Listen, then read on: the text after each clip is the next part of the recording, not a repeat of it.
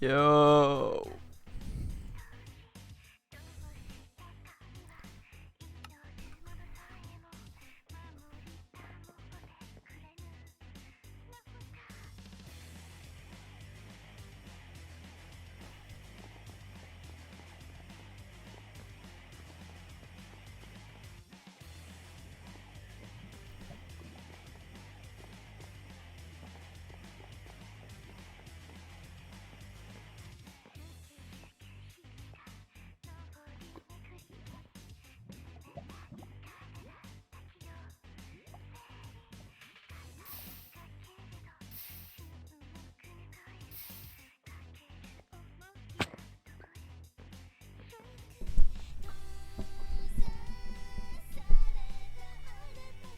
Glover.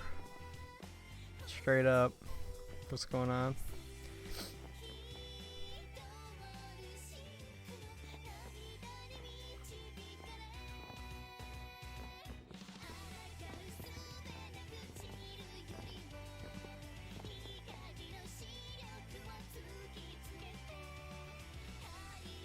I wonder if there's a way to change my cock.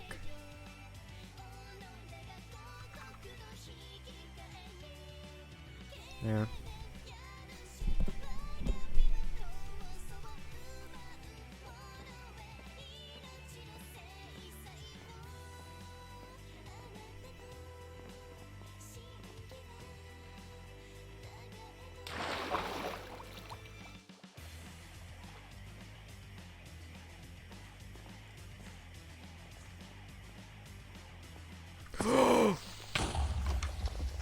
Why did you have to blow up faster than normal, cunt?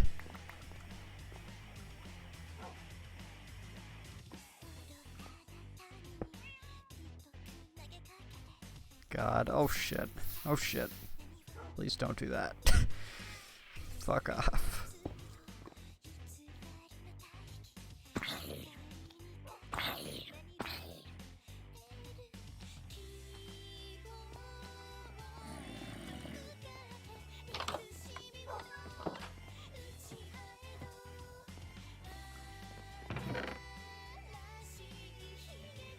Is my mic working? Just wondering, because it was unplugged. I forgot it was unplugged.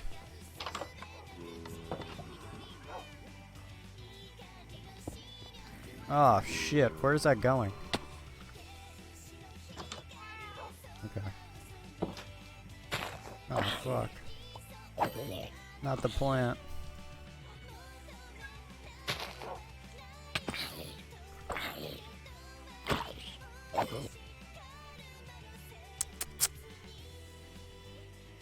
Okay, cool. Thanks.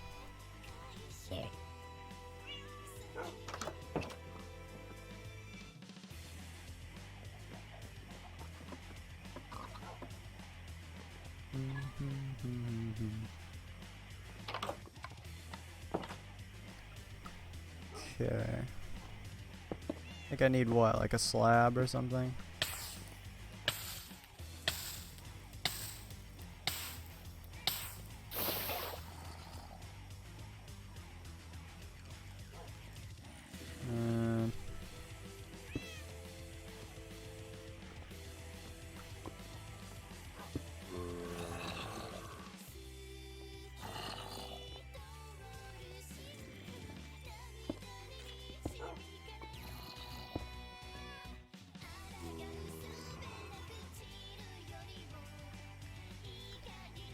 Oh, I need a slab.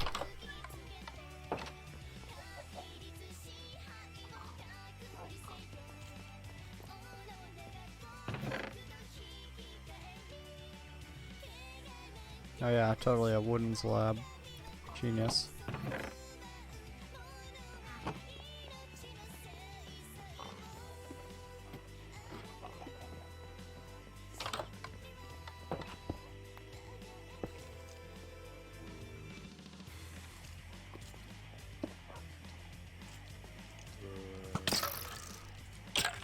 Oh my god, I thought I lit this up.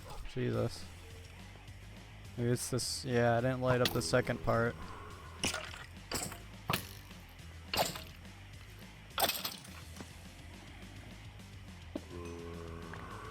Well, I should go do that.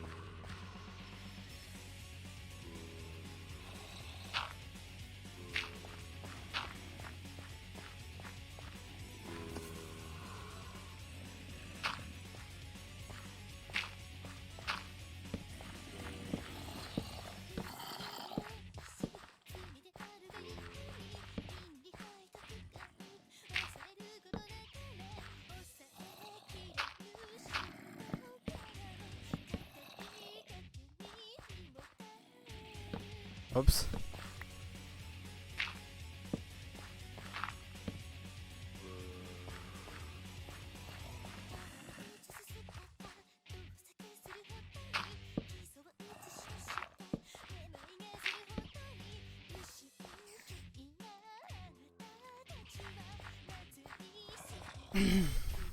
Okay.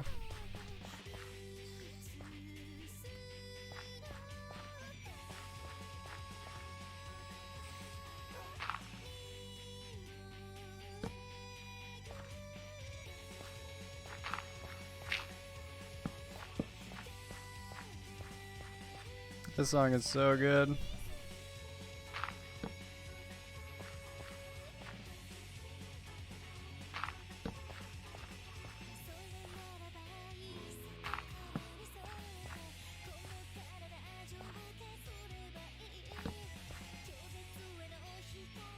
Why did I skip that?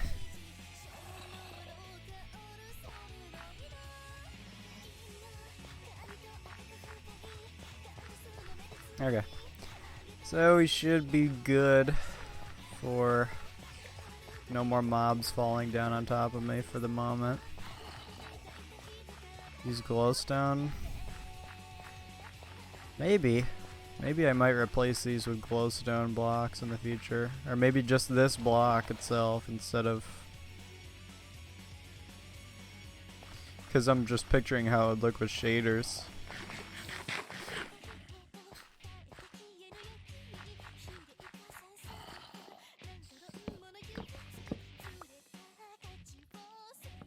That is a good idea.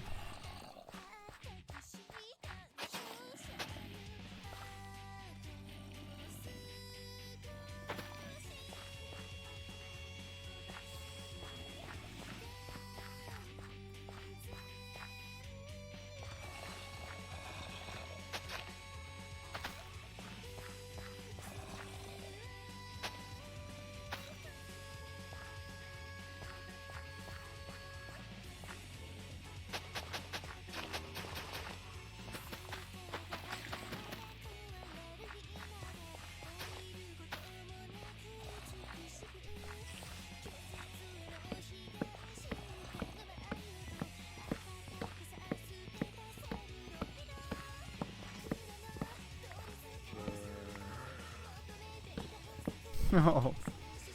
Oh man. Boy, do I.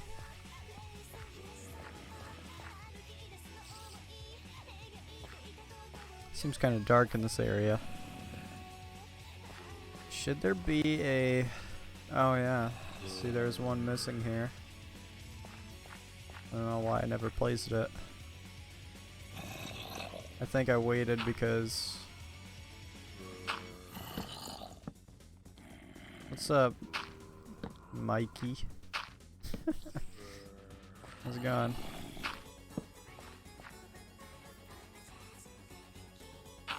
Be one more, basically.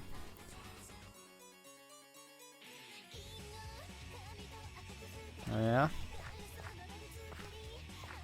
Oh, I ended up remembering what that cabbage thing is. It's called Gwumpki. It's not spelled remotely like that, but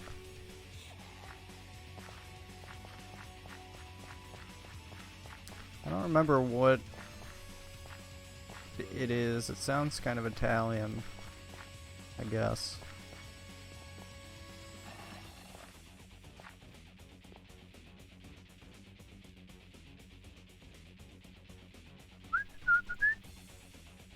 Hey, Tommy.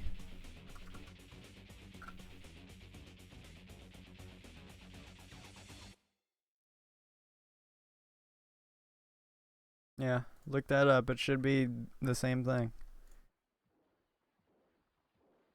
Oh, it's Polish. Huh.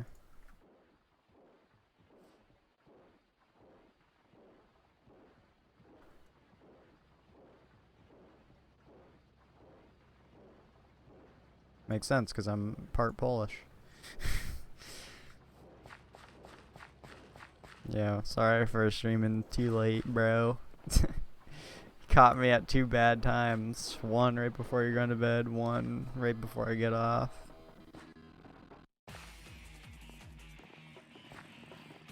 Love you, bro.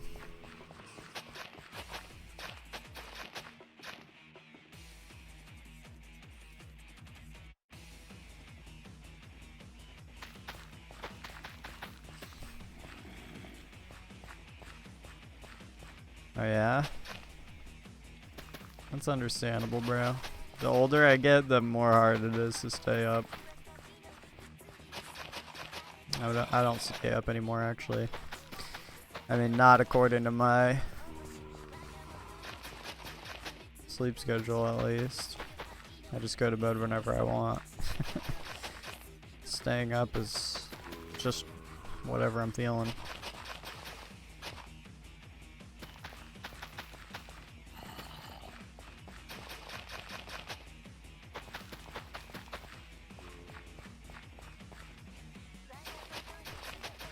What, you couldn't try that conclusion already? Just leave me to my melons in peace, alright, man? Come on.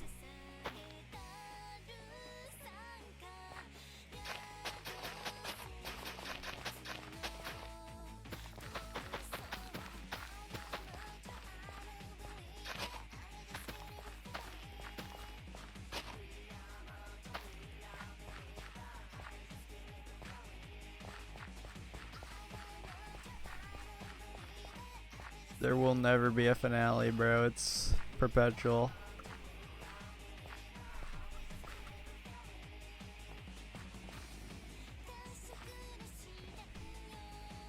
Because they don't need to be watered. I mean, I'm already using this method, which is just simple. But I haven't really continued it at all. I mean, it's all the way down there. But, I definitely don't plan to do this on every single one. Because, like, for example, these, it'll just never work. Well, it could work, but... No, I didn't. I haven't gone to the nether yet. I was thinking about it earlier, but... It's like, nah.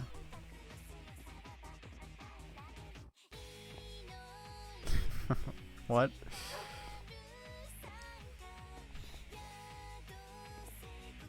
I want to farm like you.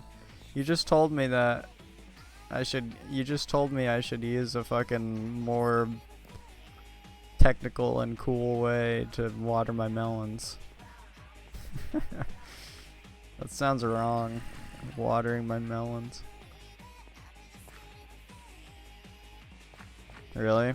Well, I mean, I'm gonna have to go way out of my way to find new parts of the nether, because, you know. Is the nether update in 1.16? Because I'm on 1.16.2. Not 4. Yeah, but your stuff floats. Well, it's really easy to make it float. It's not that special.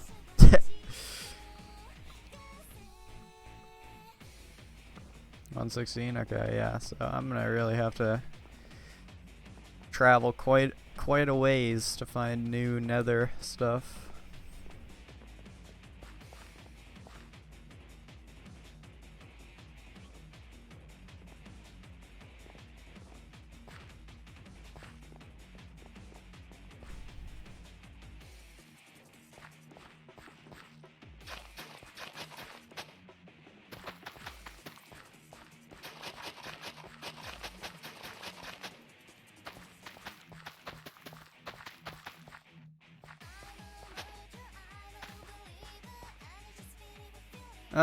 No. Maybe, but probably not. I mean, that's not the plan at the moment. The plan at the moment is just to get it up to there. And I'm hoping that the top of that will be, you know, suffice. Like, if I make every level is about 6 blocks high, block to block. So I'm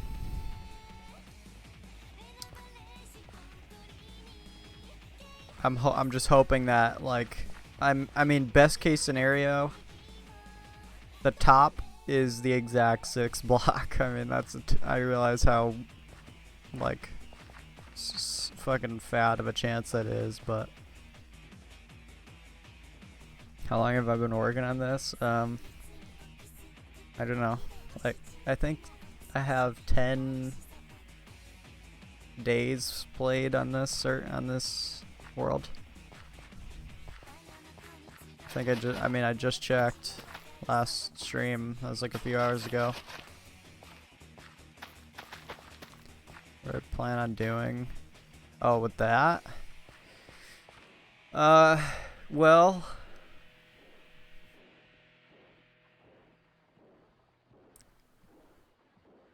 I'm not sure. My only real plan was to build furnaces all the way up to the build level. But you know, if we go up there, you can kind of see that it's not really, well, like, it would look kind of interesting if I built it all the way up to the max level, but also if you look at it like it is, it looks pretty, like, chaotic and hectic. So I just kind of stopped adding furnaces because I thought that, like, it just looked good enough, and I think, like, keeping it structurally integral, like building it straight all the way up to the top, would just kind of, it wouldn't really be as cool looking if it was just straight up. So if anything, I'll just try and add a bunch of swirls like those, more of those. But other than that, I don't really have any other plans. It's just a very massive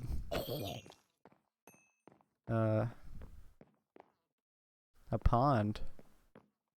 Oh, this. Yeah, this is, I don't know why I put this here. I have no idea. That's one of the first things I did when I got up here. But it's okay though, because this is inspiring a little idea I have that I'm cooking up. Now, it's going to take an insane amount of time and effort, but I do have a project, or an idea at least. Just a matter of getting to it.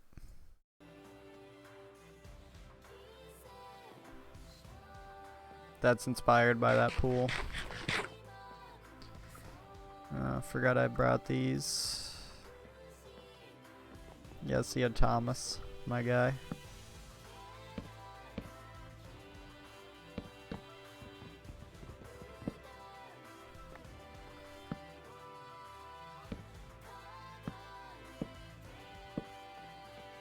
Damn, we almost got it all the way across.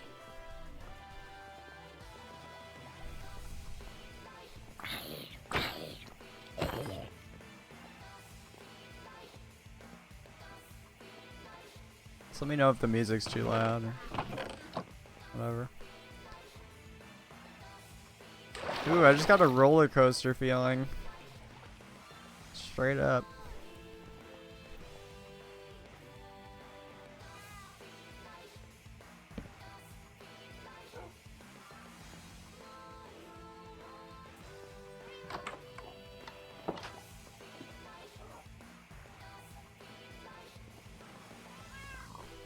Oh, well, I guess... Oh, what? I still had one. What the fuck?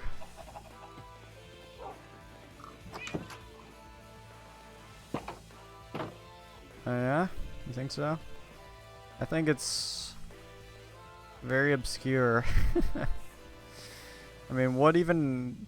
what are the confines of my house, even? Like, where does it end and where does it begin? It's like, does this count? Anything that's enclosed, I guess. It's hard to know the boundaries.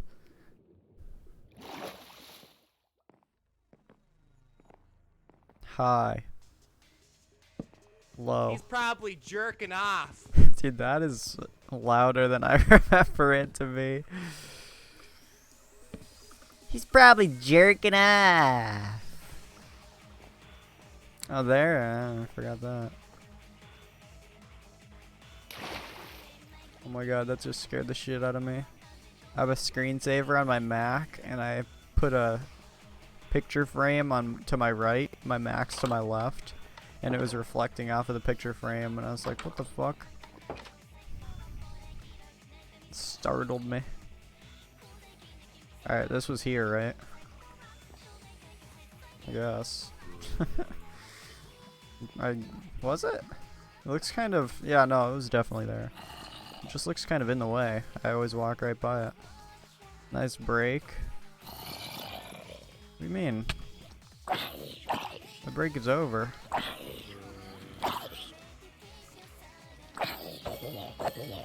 I'm streaming, that is.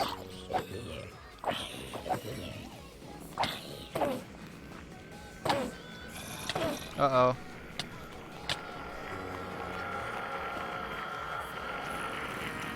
That damage was completely warranted, I won't complain. This is too loud, I guess. To me. Oh my god, this album is just loud. Okay. Okay, that's like the exact same volume, but okay. Noobling Blue Blit. Hey! Am I gonna get that back? What the fuck? Oh, fuck me.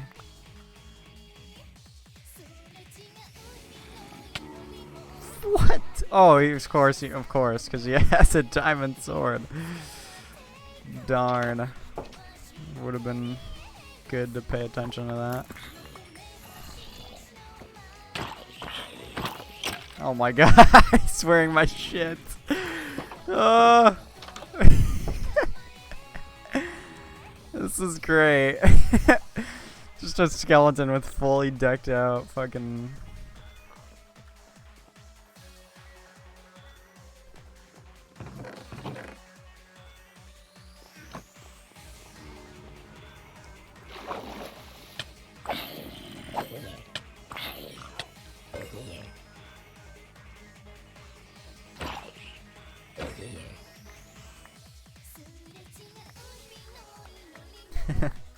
Where'd this skelly go? Oh god, what the fuck, did he despawn? Mate. That's great. Oh, there he looks so retarded.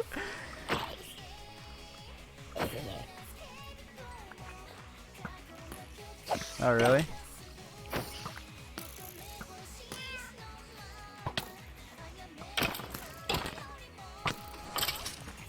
Damn it. Ooh. Oh!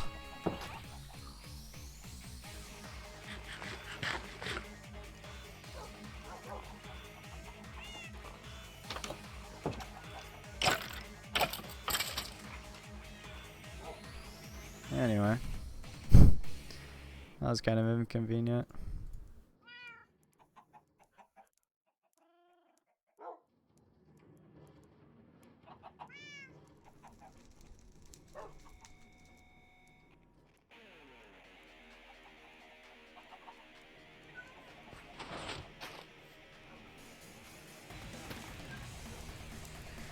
Farming pumpkins? Nope, never thought of it.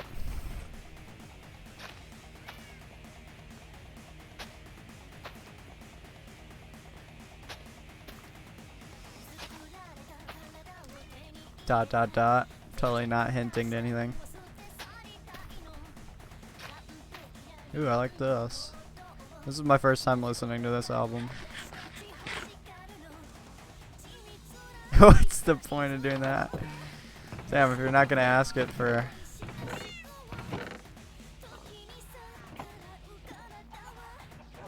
This is too loud though.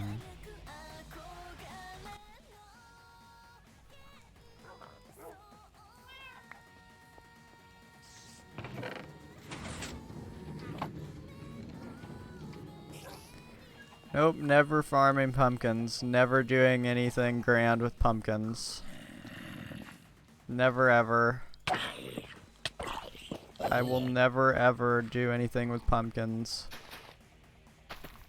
There won't be any massive things that I'll create with pumpkins. Never.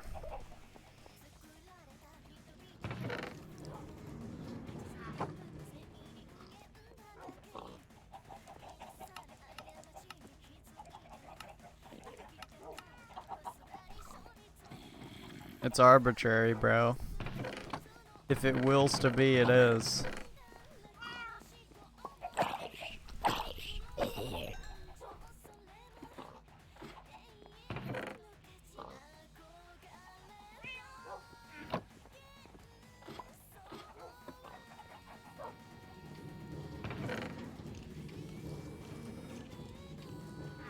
Pres Duck. President Duck. What's going on? Are you the president?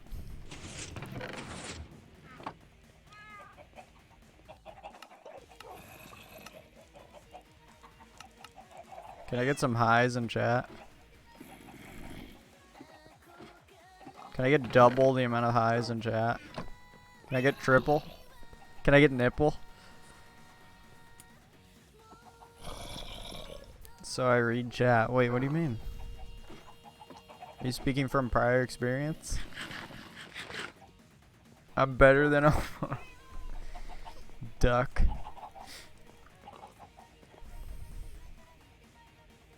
Oh, cool. There's a nipple in chat.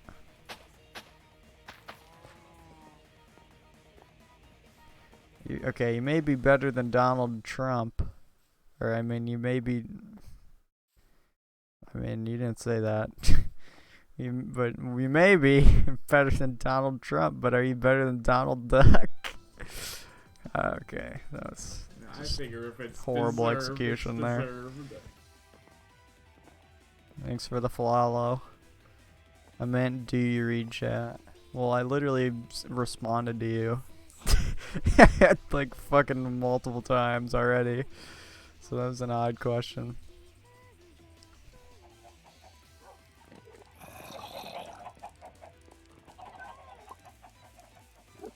I followed you.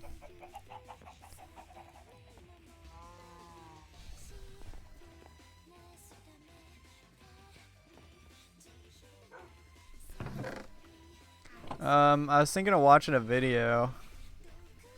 A Minecraft video. At some point in the stream.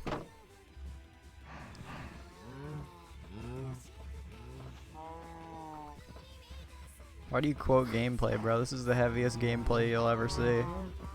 This is genuine gameplay right here. Like, this is as good as it gets.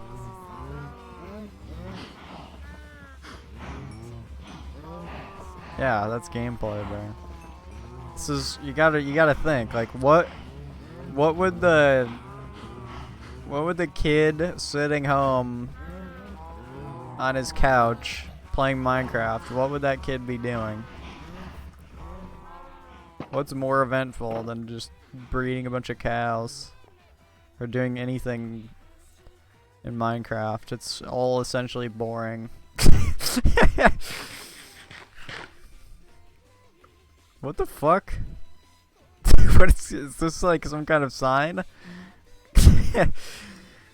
Oh my god, is there a treasure? Killing? Dude, that's rough. That's straight rough.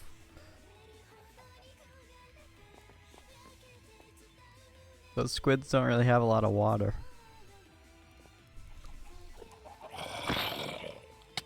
Yeah, I know. I don't recall placing these.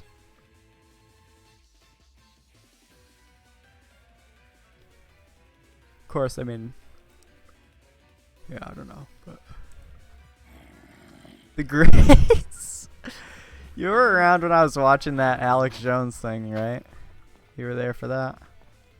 That was like my 24-hour stream. I gotta admit to you, man, or just in general, not to you, but whenever I hear shit about, like, I don't know, that shit just, I gotta admit, like, that shit, like, freaks me out so fucking much. Whenever I watch Alex Jones, or whenever I hear him speak, like, whatever he says will scare the shit out of me. And the weird thing is like, like, when it comes to somebody like him, it's so, like, people are so subjectual about it, like, so opinionated when it comes to a person like him. So, like, a simple question to him or to someone that either supports him or fucking hates him, nobody can even really give you a definitive answer about him,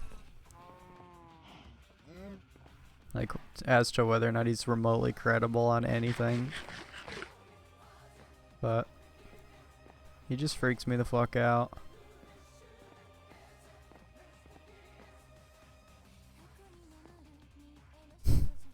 I'm scared of Alex Jones. Roguelike games? What are those?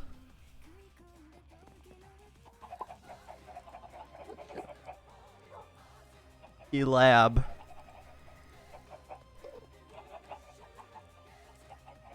You mean, like, is that how that genre is classified?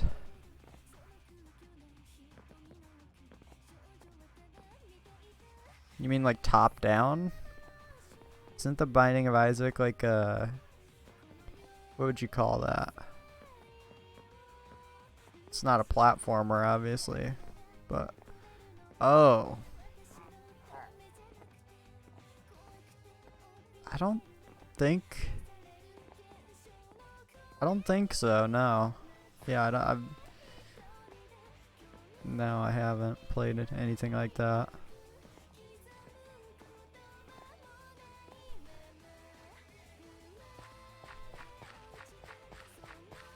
It actually sounds kind of interesting.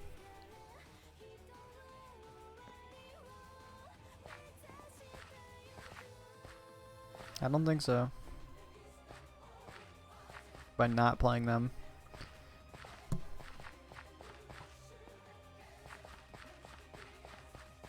It doesn't sound like directly familiar.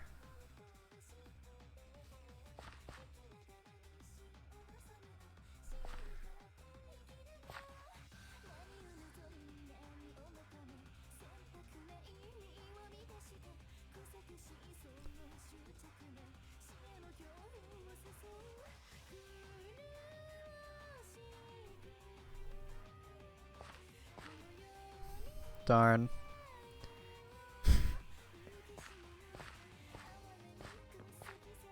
Dude, the melons have like a, they kind of have like a tendency to grow on this side.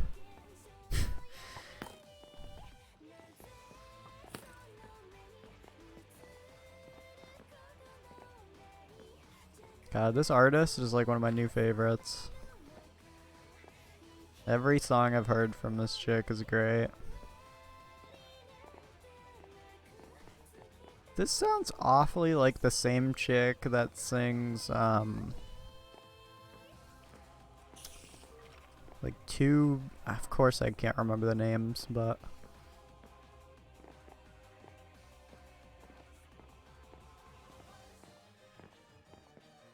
I bet this is her, honestly.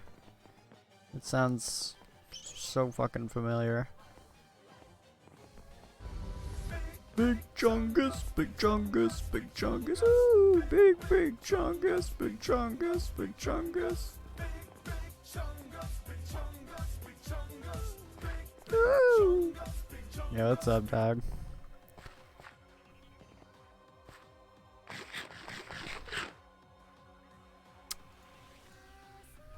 Yeah, I've never played any of these, dog. Straight up.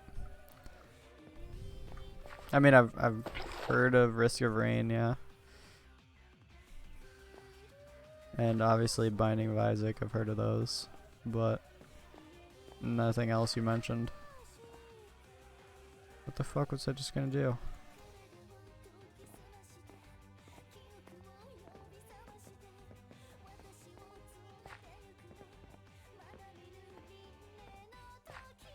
Fuck my ass. You're pretty great.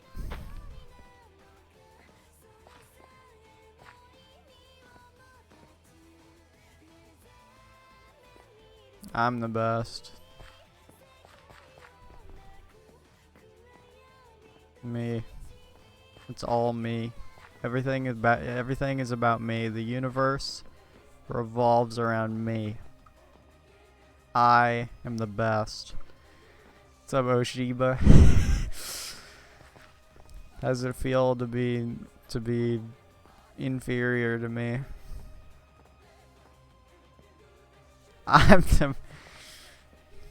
I'm more important.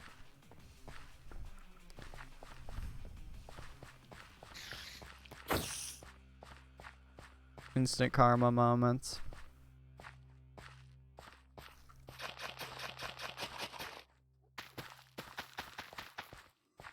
Dude, no. No, bro, no.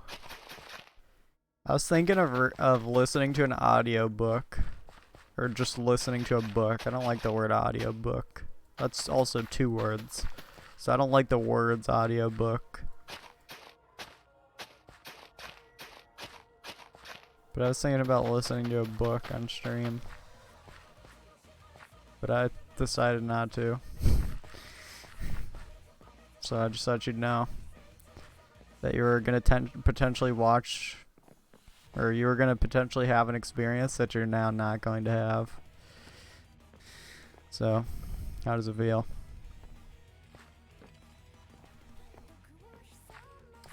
I was going to listen to the Silmarillion because it's insanely long overdue.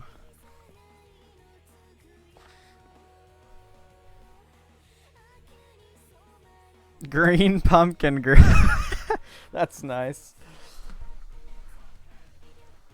I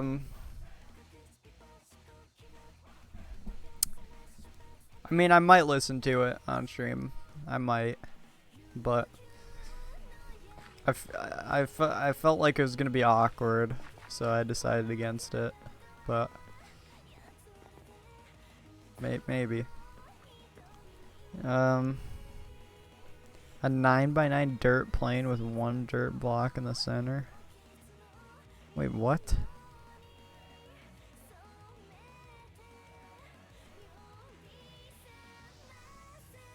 I'm fucking straight confused. Books are for chumps, LOL.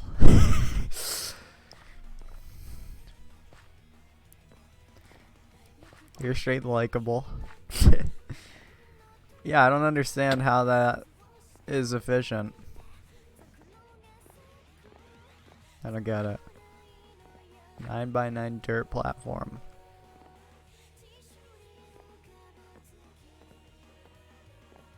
With 1 dirt block in the center.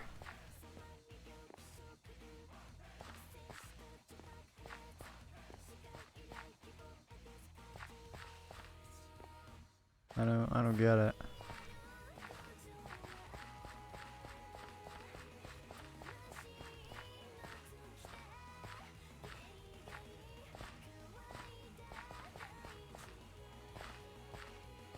Oh.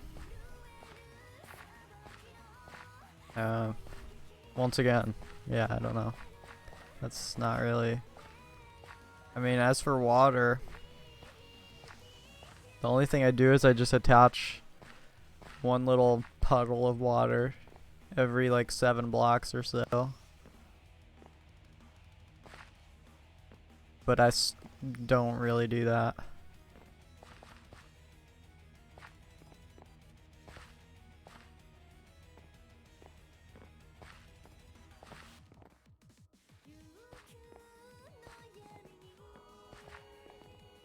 I'm probably missing the mark on what you're talking about, but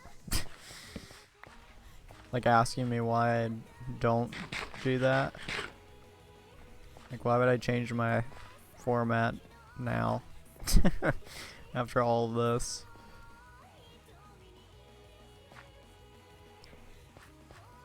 Clearly the point isn't efficiency.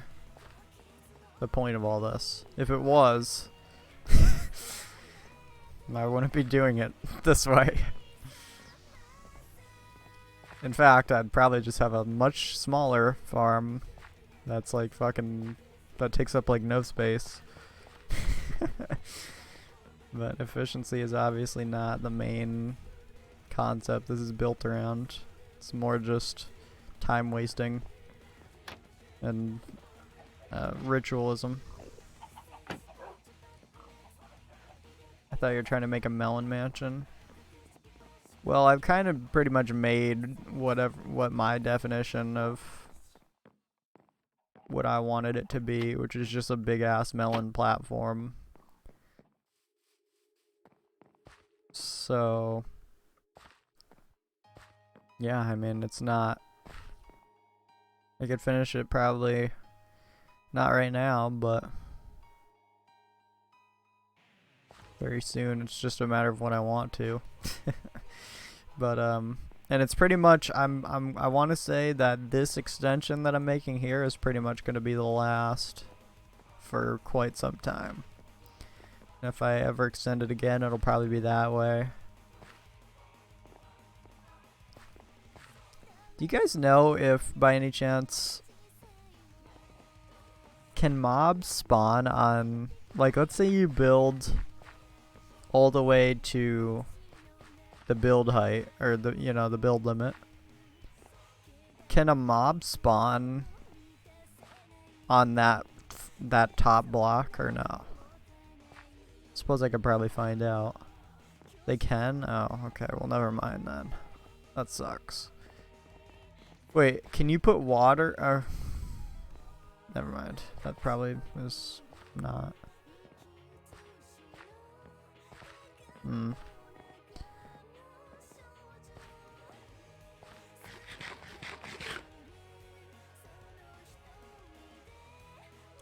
Well, actually,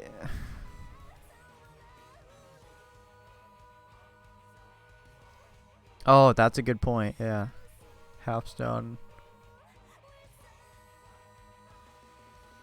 Right. Yeah, I might do that.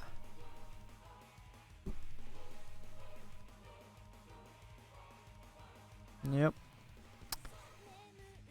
We'll see. That's a project I might not do. That's huge.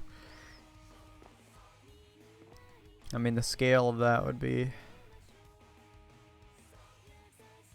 pretty fucked.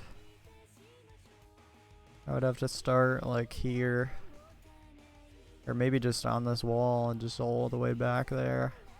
I mean, look, he's all the way over there. That would be a massive project.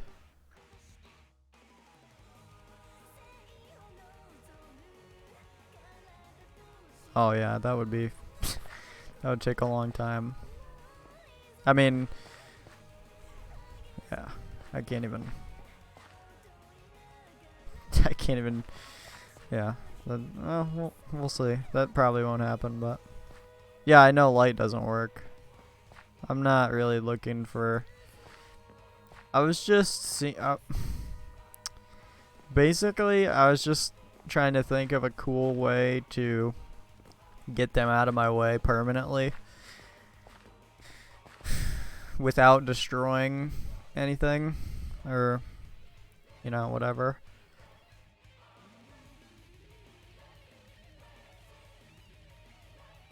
And I had this dumb idea to just fill in.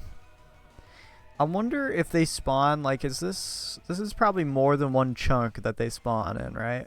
Like, a chunk really isn't that big, so this is probably like...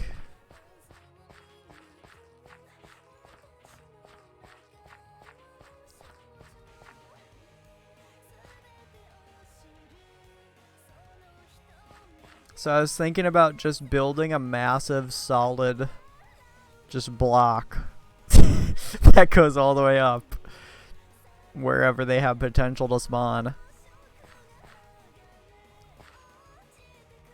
But that would just be an insane project. Probably my most insane. I mean, the steps to get there wouldn't be that hard, but that would just be... that would never get finished. I mean, building to the build height one time takes like fucking 2 minutes solid. or something around that. So that alone is kind of a bitch. So doing that like at least a few hundred times would be hell. I mean, when you think about it, the furnace, I couldn't even be asked to do that, and that's hollow. So doing something that's completely solid would be a massive unnecessary ask. I just thought it would look cool though from a distance. This big fucking rock. But yeah, I don't think I'm gonna do that.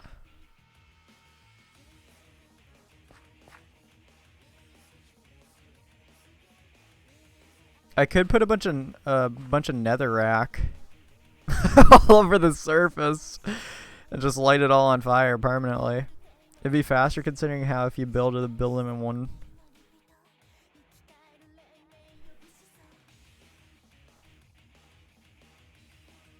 Wait, what?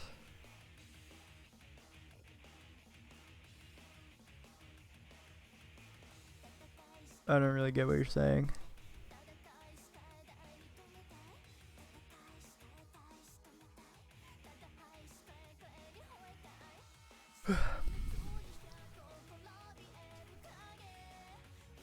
Well,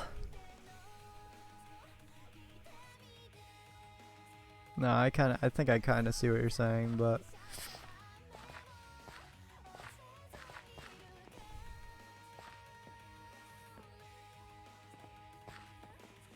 I mean, what would be faster? Just placing a bunch of blocks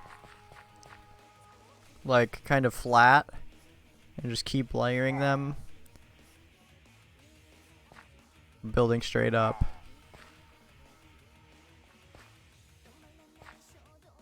Building straight up would probably be faster. Plus it's mindless, so you just kind of just fucking close your eyes and do it. Hold buttons. But yeah, I don't think I'm gonna do that. Maybe I'll do something that's like a little bit more creative. Yeah, I was also thinking I could just dig down.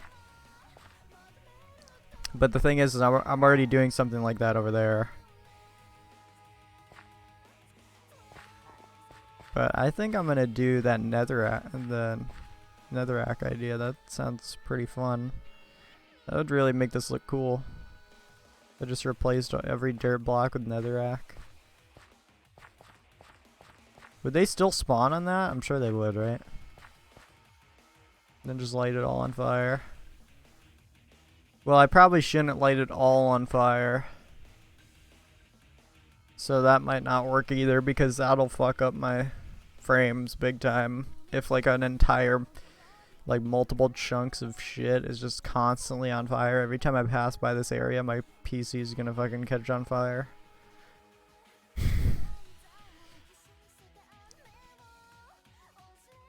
Doesn't fire like majorly lag?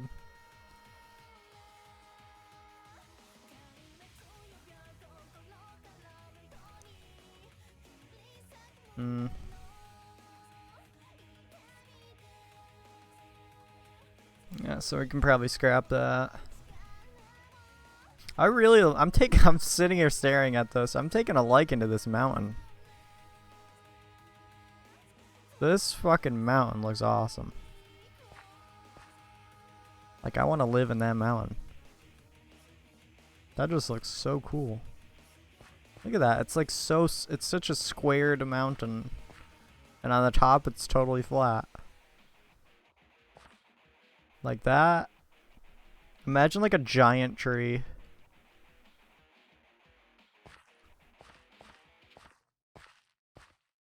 Damn, that's epic.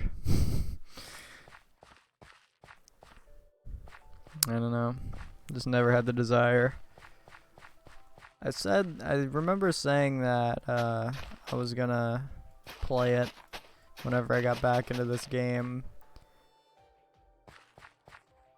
But I think at the time I was kind of the mindset that I was almost finished with this world because I was feeling lazy. But I'm not of that mindset that I'm almost finished with this world. So plus I don't like learning. I'm a reluctant learner. It's not that I don't want to learn, it's just that at a very base level I don't. Like, because I have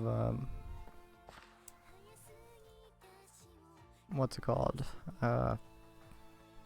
Procrastination issues.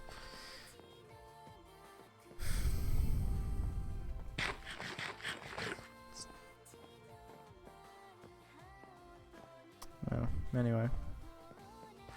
What the fork was I doing? God, this looks like hell.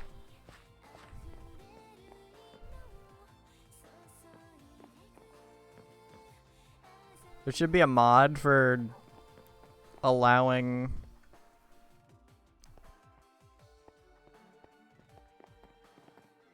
a melon seed to grow on both sides. That should be a mod.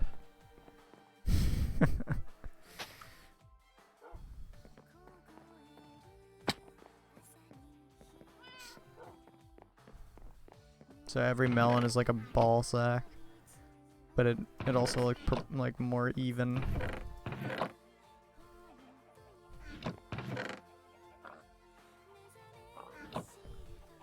Yeah.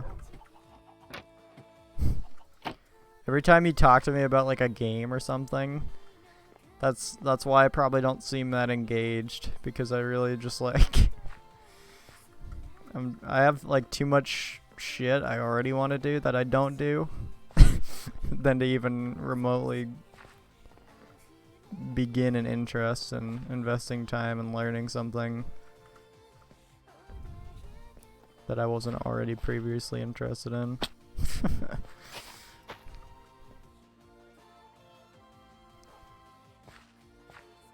It's so funny about procrastination, because like, especially in terms of editing, like my all-time biggest procrastination is editing. It's the biggest thing I have a problem with. So but it's just so funny how, you know, as soon as I have a day where I just finally start editing, it's like it's not a problem. You know what I mean? Like fucking when you're actually doing it, that thing you put off for so long, it's just like nothing. It's a walk in the park. I kind of call it like the dream state. I've coined that generic name for it, the dream state. Because as soon as I start editing, I just get like fucking kind of like hyper focused on it, and I just forget about like anything else that's going on. Just like I'm playing a game or something. So like getting into that state is so easy, but for some reason opening up the software and just clicking the first click is so hard. It's fucked.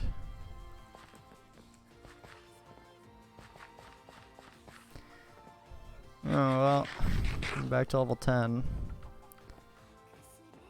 It's weird too how like we constantly remind ourselves that the very beginning is the hardest part, and all we have to do is just do it, and then it's just easy from there on.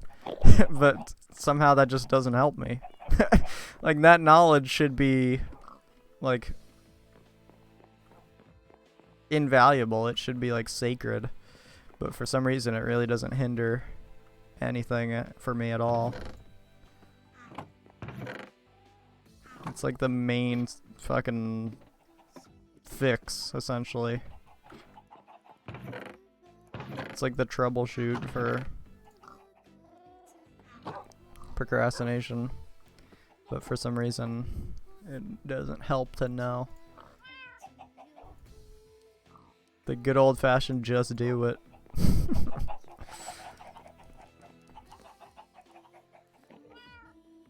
Like yesterday, literally yesterday, the day before yesterday, I was beating myself up so much. Like I was actually fucked in the head. Like I was in such a bad place because I just could not start things. And I went to bed so like depressed, and then the next day, which was yesterday, I fucking just knocked so much shit out of the way. Got so much shit done that I've been meaning to do. It's like some things I've been meaning to do for months, some things for weeks. And I could have kept going, but I kind of didn't. Like, but it's just weird how sometimes I have days like that, but most days are fucking not. But like yesterday was great.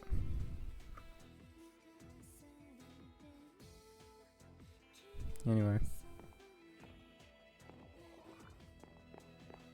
Do squids drown?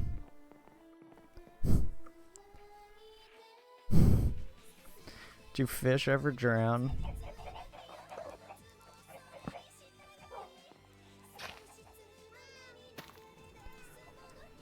Do drown fish? I love how I just fucking run around this world sometimes. Doing fuck all. Let's watch this video. Once again, this is a video I've been meaning to watch for... Well, actually, this is kind of a different type of procrastination. It's not really a procrastination at all, because I've only been saving this video to watch it on stream. So, let's fucking do it. In this video, we'll cover... Oh, I'm not gonna be able to see chat. Wait. Wait, that makes this weird. How was I reading chat the last time I did this? Why didn't I try other games for streaming? Like, try them before I stream them, or just play other games on stream? What are you asking specifically?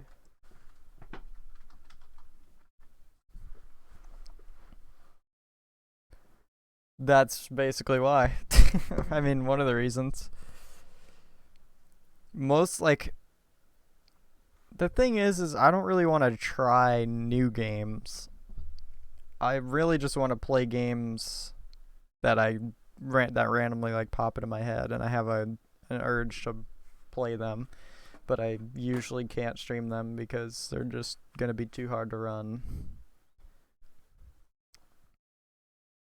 So as for trying new games that I've never played, I mean, that's kind of a once in a blue moon type deal. I have too much on my mind to learn a new game.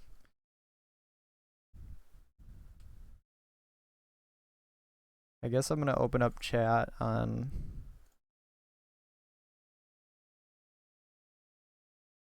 on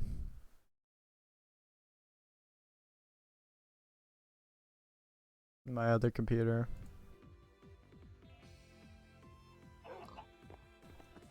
Yeah, but that has nothing to do with being the games that I specifically want to play.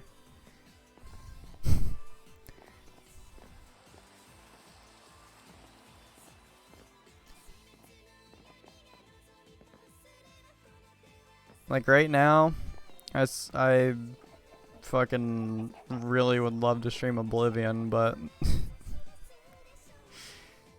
or Fallout New Vegas. A friend brought that game up to me the other day, and I was like, you know, I'm not really a Fallout fan, but kind of has a nostalgic feel to it, and I would want to play it. But last time I mean, I've streamed both of those games, and it's been terrible. Just horrible with frame rate, just unplayable. Well, to be fair, New Vegas is just a poorly optimized game in general, though. It's old, and as well as Oblivion. But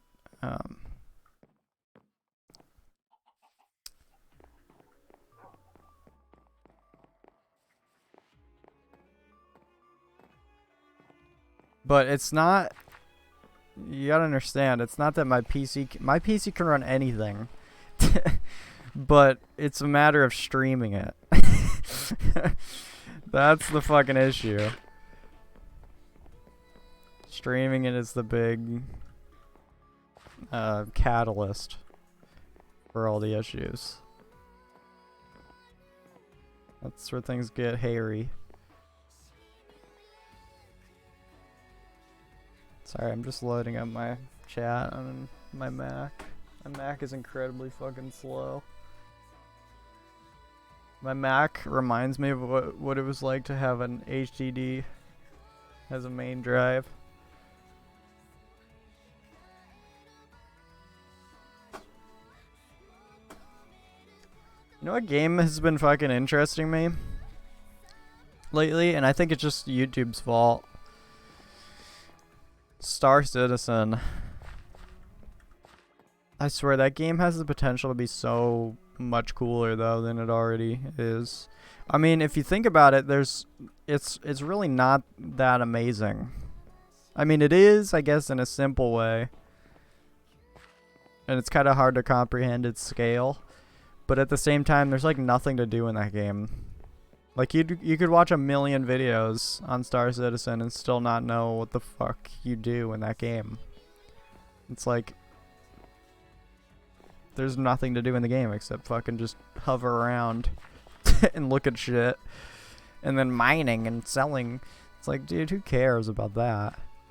Who gives a dusty fuck? Seriously. Like, give us some shit to do. That game would be amazing if it actually had like an RPG feel to it. But that would be pretty much impossible though.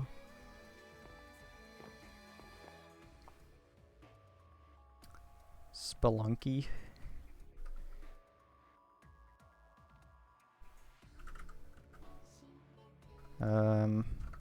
Sounds familiar. Oh, no, but I've heard of it. That sounds very familiar.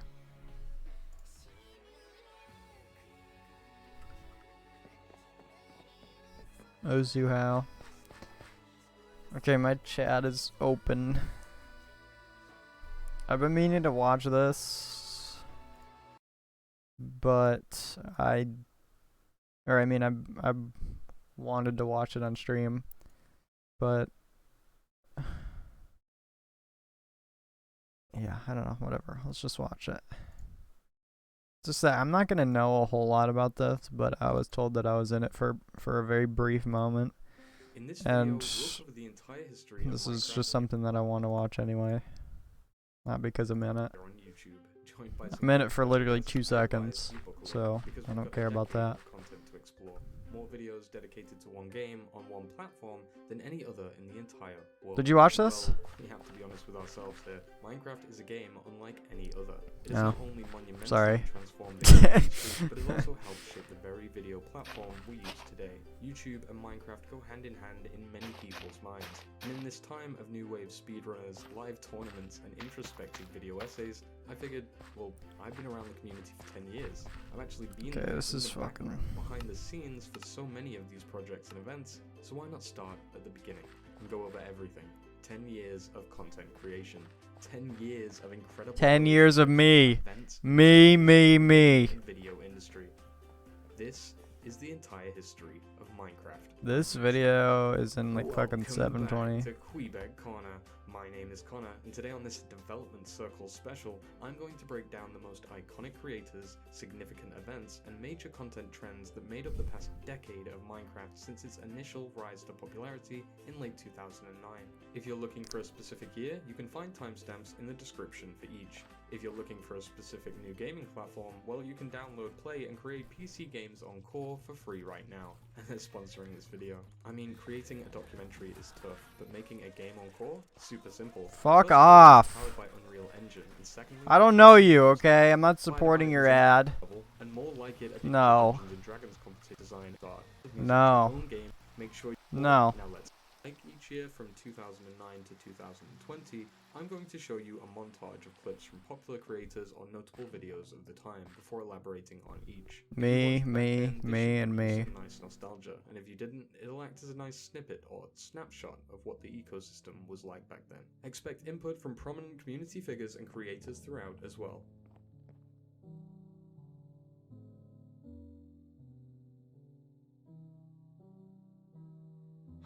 To set the stage, the year was 2009. I had just entered my first year of high school and YouTube was getting pretty big. MMOs like RuneScape and World of Warcraft dominated the gaming space. Call of Duty commentary was amongst some of the most significant genres that found an early footing in the YouTube space. Dude. What originally started out as simple tutorials, guides, and showcases of gameplay quickly evolved into what we now know as commentated Let's Plays. No longer were you just watching to beat that hard level, you were watching entire segments, huge stretches of the game, experiencing it and growing closer, might I add, to the quirks and personalities of those recording. In hindsight, it was no surprise that when a chirpy Swedish developer 29 years of age by the name of Marcus Persson uploaded a video to showcase his new in-development block building game, it caught some eyes. Titled Cave Game Tech Test, No way. Is that video still up? compared to the behemoth numbers the game pulls today. You see, Minecraft was a Cave combination of inspiration Nizach from Archive? fortress-based Is that what building that mechanics said? mixed with the isometric 3D gameplay of Roller Coaster Tycoon and Infiniminer's first-person block visuals. Notch's previous work on a range of game styles allowed him to form essentially an accumulative mixing pot of a vision, and early in 2009, Notch left his workspace and over the span of a single weekend created the base game, setting it public on May 17th as a developmental release. It didn't take longer than a day for YouTube footage to be posted of someone playing the game. WAP, as the channel was known, posted this great clip showcasing some of the earliest mechanics. Wait, how do they even have this fucking information that this was... You're telling me this was the first ever video of somebody playing it? Still note the charismatic charms that this early version provoked. It was an inviting, open world of potential. There's plenty Oh yeah, of it really footage looks out there of inviting. this very original version, but the first Minecraft video with actual commentary arrived not long after on the 21st of May 2009, 4 days after the game's very first playable release. Hey guys, this is the Carlzor again. Once again, just showing you... The Carlzor has spoken in his comments since the upload, noting that I had found Minecraft because the very early version was shown on a website like Indie Game Blog or something. And after trying it for a while, for some reason I found the ability to build with blocks in a tiny little world to be so compelling that I just had to make a video to show other people. Little did I know that there'd eventually be so much more to the game and that it'd turn into the massively popular thing it is today. A user by the name of Hypnotoad also released a series in late 2009, one of the first, if not the very second, to do so, thus re-emphasizing this idea of Minecraft commentator. But as many videos from back then probably have, it's now been deleted, and his second series didn't begin until early 2010. What? Individual videos What a popped up pussy here and there, ass. mostly friends messing around, making jokes, and just generally memeing. There wasn't a specific end goal with Minecraft yet, there was no agenda, it was a lot more like a playground where people could just express themselves and their creativity freely, and in its simplest form could be understood by players of all ages. And the best thing, all of those ages began to take notice. No one really knew just how much potential there was at this point, of course. Heck, no one could have ever predicted just how special this game would end up being to all of us. Not just a financial success, but emotionally tied to the hips of many of us creators here on YouTube, and the audience watching along. Hello, welcome to my tutorial for Minecraft. Now, this game has a bunch of cool little elements to it. I mean, the game itself is called Minecraft. First, it is my honor to present to you the completed Greenhouse of Harmony. It's beautiful. It is. Made Etho. by a single man. It became quite obvious quite Where's quickly Etho? that Minecraft was the new kid on the block. Not just a game, but a popular game. Ooh. At that, it pulled in a ton of views with the bare-bones playthrough style and a vast open sandbox to leave your unique footprint. Commentators were left with ample time to integrate their own personalities, and those who didn't tended to suffer. Minecraft was never, and still is never, an instant success. It was always about the people playing the game, and the ones who let their personality, their creativity, and their authenticity I've seen that, I'm pretty They sure. were the ones that rose to the top. You'll notice here the first of many interesting intersections between Minecraft and YouTube. Many people's first YouTube video was a Minecraft one. It goes to show just how in unison they were even from the get-go. People started their channels just to make Minecraft content, to share their adventures. Oh yeah, with the Mr. world. And Beast. yes, of course, YouTube had already been well established for 5 years at this point, but the gaming category in particular was debatably still lacking a face, a poster child, a game that all gamers could rally behind. However, during 2010, with the release of Minecraft, that all changed. During this time, not only did lots of existing channels switch to Minecraft content, but a large majority of creators began their channels altogether, a response to the popularity of this new up-and-comer. Many even inspired by the likes of pioneer creators like the three legends we'll be discussing today, X, Paul Saws Jr., and CNAS. Regarded by most as their first Minecraft YouTubers, if you were active online at this time, your first Minecraft video was likely one of these three. One of the most popular of them all, Paul Saws Jr., uploaded his first Minecraft video on the 29th of July 2010. He was one of the first to truly serialize the format of Minecraft commentary Let's Play. Serial. He would proceed through the game, giving the viewer tips and running into surprises along the way. Considered also by many to be the origin of their Minecraft enjoyment is CNAS, who created his first commentary video on the 25th of August 2010. Over time, his likable personality and funny antics had his audience growing, and as more eyes looked to Minecraft, CNAS would go on to dabble in multiplayer with the then unheard of Captain Spartans. Hello everyone, my name is not CNAS, it is Jordan, Captain Sparkles, but of course I am here with Adam, and we're going to be going on take 3 of our Minecraft boat course. X was my first Minecraft YouTuber. I'd caught glimpses of Minecraft on the homepage, and upon searching for the game, I found him. He wasn't too far along in the series, if I remember right, and it caught my interest, so I stuck around and watched. My PC gaming history at 12 years old was nothing much more than World of Warcraft and random CD-ROMs I had lying around at home. I wasn't big on RuneScape, and up until that point, I'd really only consumed YouTube for funny animal videos, dancing stormtroopers, Nyan Cat, and a handful of simple PlayStation game walkthroughs. Shout out to LEGO Star Wars, by the way. I've always loved the English language and writing stories too. I used to want to be an author, so when I saw X's intro cards that each had a poetic quote semi-relating to the open world freedom and survival aspects of the game, I was taken aback and drawn in. I was engaged and ready for a story, a journey, and that's something so special, a magic that so many creators captured in their own ways. A new Minecraft Let's Play was like watching a different person open the same door each time to find something completely different on the inside. What got me started with my Minecraft content journey goes to, how I initially found Minecraft. A friend of mine showed me Minecraft in November of 2010, and This fucking because I guy. was playing RuneScape so often, I remember telling him, and I even said it in my second ever Minecraft video, that I didn't want to get addicted to another game. I first heard about Minecraft probably back in, I'd say it was probably 2011. I think that I became aware of Minecraft back in 2009. That was the time. Dude, I should start a Minecraft Minecraft was Let's this Play program that was on somewhere. on I YouTube. think my initial sort I've of actually interactions with Minecraft pondered where it started that for me, I think was like not pretty so much long like ago. everybody else's, just like all of a sudden on the trending page, Yogscast, Yogscast, Yogscast. It was just the thing that everybody was watching. It was kind of the momentary Let's Plays just before Shadow of Israfel really kicked off. So I wound up hearing about Minecraft from, you know, all my Dude, friends is he in the gonna talk to RuneScape community, Basher? so they all switched over to Minecraft when I took like a 6-month break. 'Cause I had 99 Oh, agility fuck. in RuneScape, and if you know anything I about don't know RuneScape, why. if you get 99 agility in RuneScape, you're probably fat IRL. And so I was really fat IRL. I wound up leaving YouTube for like 6 or 7 months to go focus on my health, and when I came back, everyone was gone, and they were all playing Minecraft, and I was like, what's Minecraft? And then, then I looked into X, and then I was like, oh, I like Minecraft. Dude, something about X was so charming. It was like the most simple Let's Play ever, and that's actually what started, you know, Sky Does Minecraft. Nanners was a big implementee of this Let's Play series that I watched that made me first get the game. I'm not sure if they may have been a little later, but Yogg's Cast was big Castle one Crashers. that I remember with at least their in-depth Let's Plays that didn't just seem like they were playing the I game. want to say The first yes. Minecraft creator that I ever watched was David Angel 64, otherwise known as X from X's Adventures in Minecraft. Because I played it for probably about a month just on my own, and then I just completely fell off of the game. Because mostly I didn't realize how much fun it could be. Obviously not enough to you make know, an when you play impression because I do multiplayer not with your remember. friends. Once one of my friends started filming Minecraft, another YouTuber named Bayesian Canadian, he was like, "Hey, like, you know, you should try this out. You know, you can play multiplayer, right?" And I was like, "All right, I'll put the game back on. I'll try it again."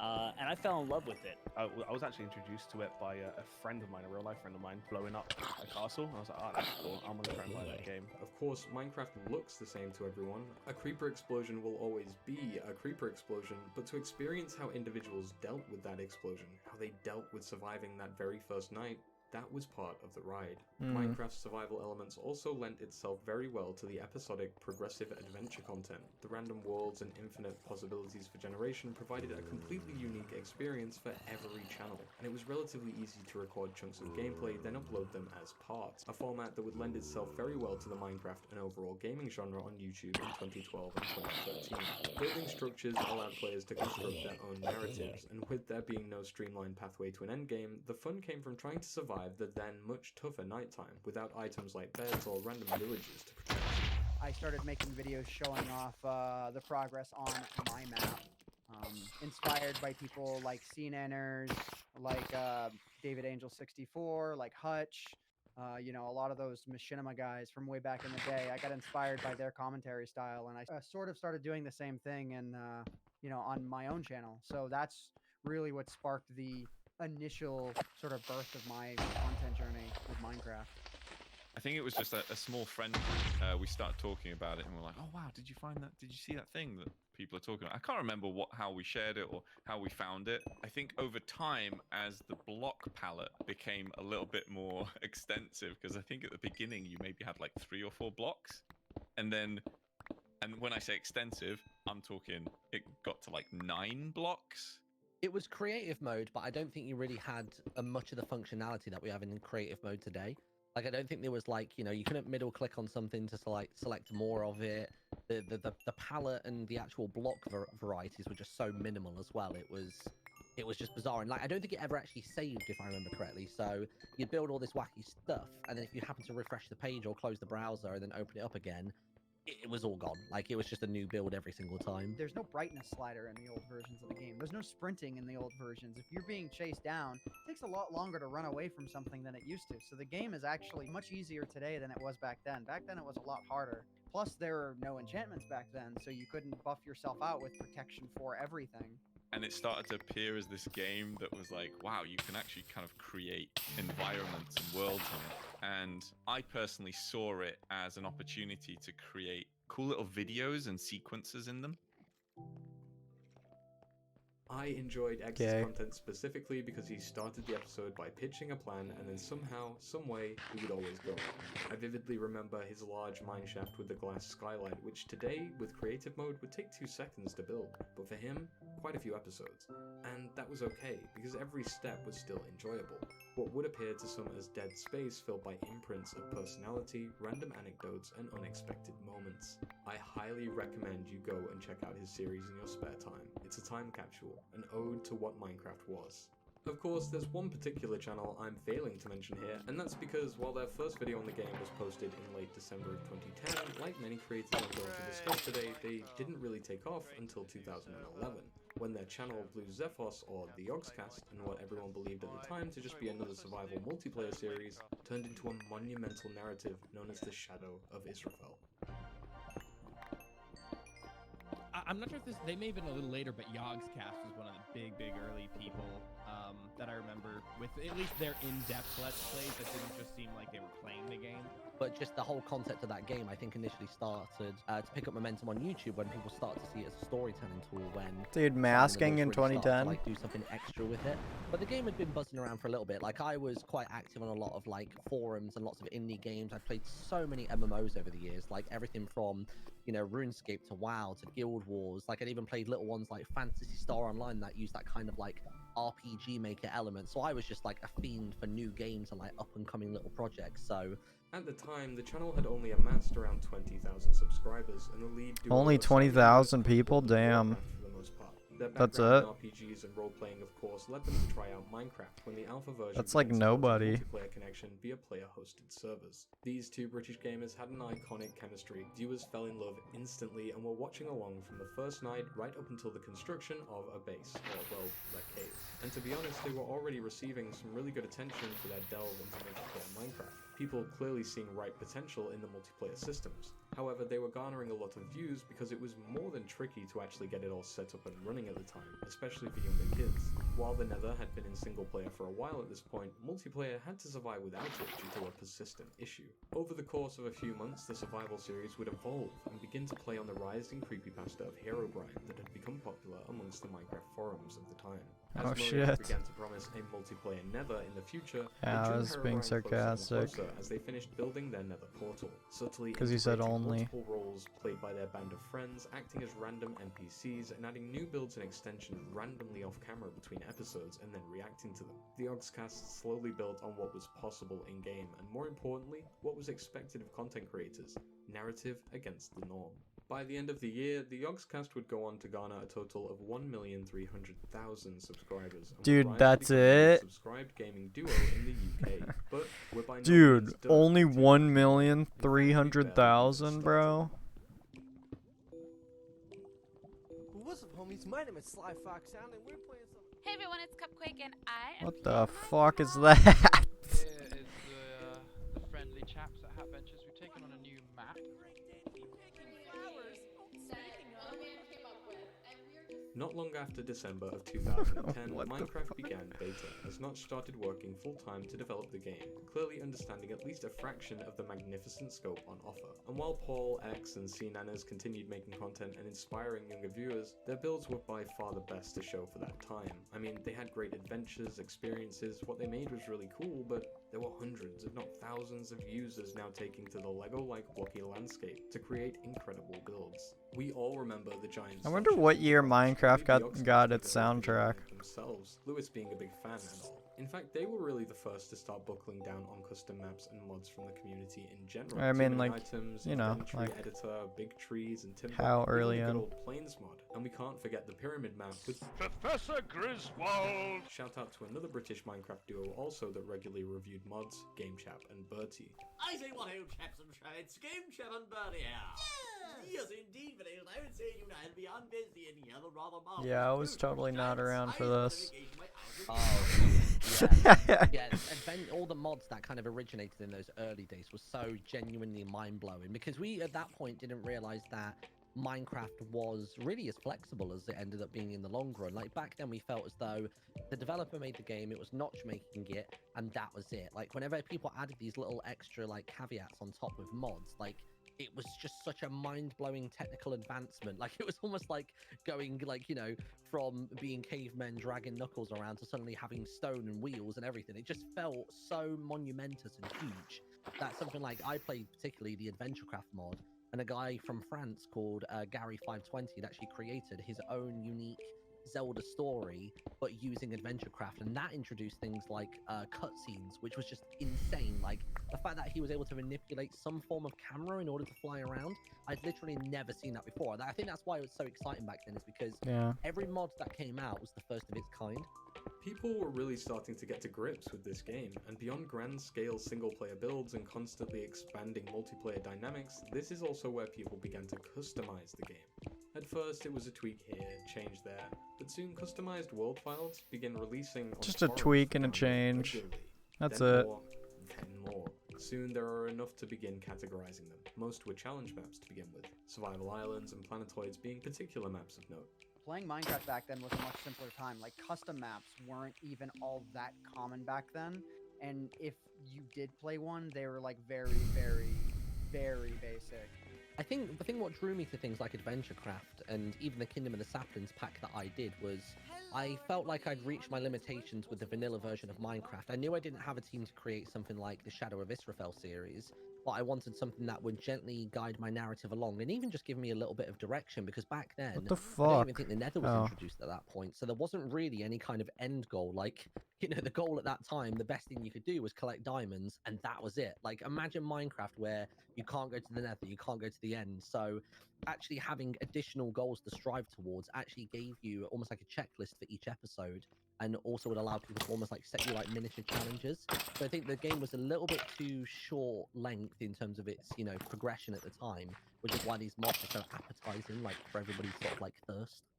Adventure maps also became popular around this time, placing the user in a more linear narrative that saw them going up against a wide assortment of themes whilst completing challenges or quests.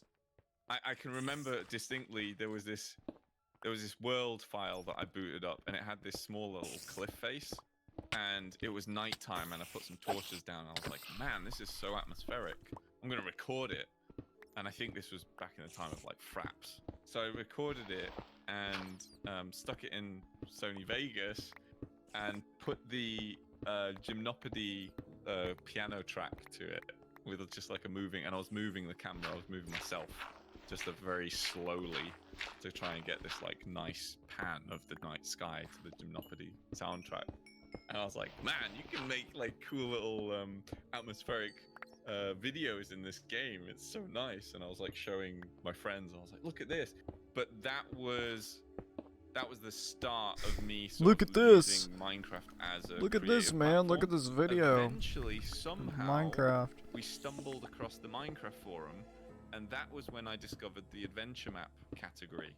And there was this one map called Professor Griswold and the Adventure of the Pyramid. And it was very simple. It was very like, you got a clue at the beginning, like, hey, you're kind of following this professor. And within the pyramid, I remember you found the diamond crystal thing, and you're like, wow, that's the thing that I've been hunting this whole time. And you take it from the monument that it's stuck in, and the entire roof explodes, and lava just comes like falling down.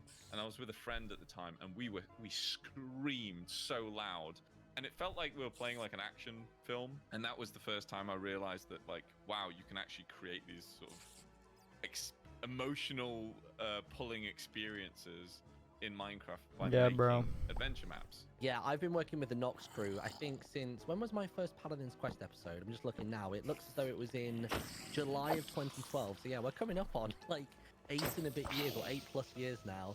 And everything they've ever done, whether it be something more simplistic like an adventure map with like the cutscenes and kind of the character dialogue boxes and things like that, they've always done everything to such a high caliber. Like, they sort of reach the ceiling of what the limitations are, and then they just smash through it every single time. And like back in the day, the Nox Crew game show was, I think, entirely done with Redstone. Bear in mind, back in the day, we didn't have things like command Don't blocks or chat. data packs That's the number or one rule. anything like that. We'd be lucky to slap a texture pack on something, but the ingenuity that they demonstrated was just unreal.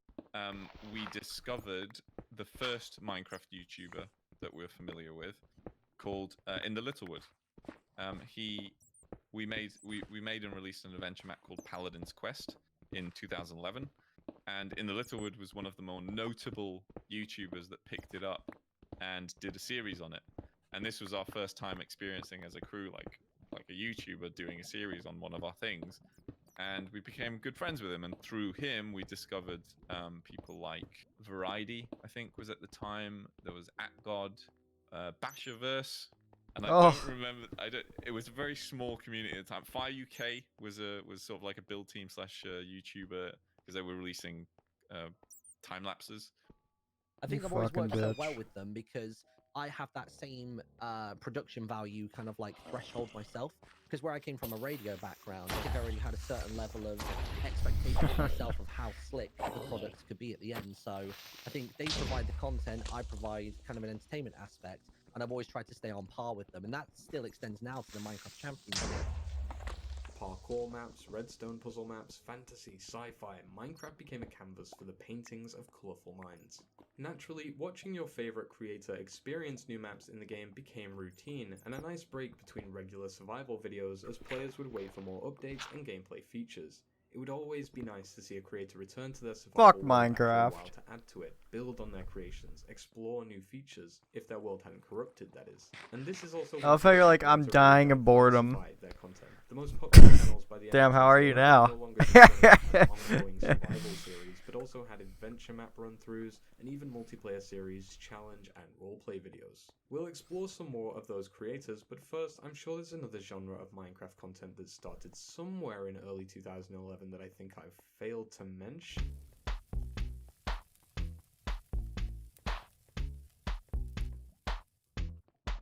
I came to dig. Captain Sparkles or Jordan Marin I was began about making to content throw way off back that. with Scene Anners in August of 2010, but he really began to dominate the scene after the release of his now hit single TNT, a parody of Tayo Cruz's Dynamite. This went viral following the success of Deadworker's original This went song In Search viral. of Diamonds a few months earlier, and was part of the first wave of the Minecraft parody genre that would eventually Once blow again, up. not But then around for any Gaming of Artists this. informed this wave from In the Littlewood was also a popular one that I was year. never It was really about into this the time when some Minecraft of the biggest community names ever. I've ever At heard no of in the point was I. community started making content, or their content Just because I really want started to, gaining bitch. traction, at least. Toby Games with his comedy antics, Captain Sparkles with his music and fun puzzle map playthroughs, How? Tom Syndicate and his Minecraft project, In the Littlewood and the Zelda Why does Adventure this- Craft series, why does this The confuse you? Creatures with their group collaborations, Bashaverse rising with Machinima and server projects, Ant Venom searching for a golden apple, the first Minecraft Monday ever with Bebop Vox, Hat Films and their quest, Redstoning with Seth Bling, Verida and his team, Unspeakable Gaming, even Minecraft Chick aka Lydia Winters of Mojang. We had Looklin, Chimney Swift, P-Bat, Sly Foxhound, Husky Mudkids, Log.z, iHas Cupquake, LD Shadow Lady, Vintage Beef posted his Minecraft application back then, Cave a lot of people. Films, many of the Hermits, even Pewds posted his very first video around this time. And yep, it was Minecraft. I spoke with Ant Venom Nope. and Aviator Gaming, who first started uploading their content around March 2011. On the map-making side, Jesse Cox started his show RPG Makers. Vex published the first 3 Super Hostile maps on the 4th of March 2011, and Deep Space Turtle Chase, one of the Yeah, most you're right. advanced Wasn't it like maps Black of all time, Ops? released in October of the same year, created by the Voxel Box in partnership with Captain Sparkles, all providing a myriad of content for YouTubers to I don't cover think he and was serve their saying audience. that was his One of them was first a guy named video. Kotex. This guy was a one-man wrecking machine builder in Minecraft. I think he was just Probably saying one of that one of, if PewDiePie not was the single greatest builder who's ever done any work in Minecraft. started making So videos there around was this him, time. There's the Voxel Box. They did Captain Sparkles' Deep Space Turtle Chase map, which was at the time a breakthrough map. That was one of the very first maps that had custom voicing, that had a storyline, that, you know, used mods and whatnot to, you know, help advance the story. Like, I mean, it's not talked about much these days, but that adventure map, that one project, I would say, redefined what adventure maps could be. It was around this time that more players began to collaborate and share ideas. More players were making SMP servers together, shows were being conceived, the build team and channels were becoming incredibly skilled with their ever-growing block palette, and as Mojang continued to pump out updates during beta, we saw Minecraft boom. From a personal standpoint, I definitely need to acknowledge the music video projects that I worked on with various animators. There is Nick Nickum, there is Bootstrap Buckaroo, who I did a bunch of animations with, and then working with Everybody has Pedro, weird ass Music names. Pedro, working on those. So from a personal standpoint, those are some big projects that I remember.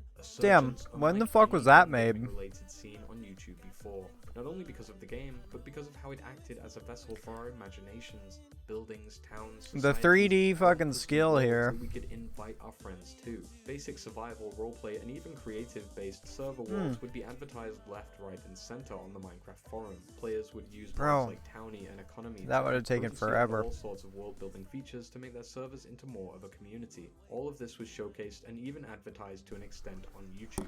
Modders even began showcasing all the prominent YouTubers who had played their creations. Bigger and better builds were forming, and with bigger and better groups too.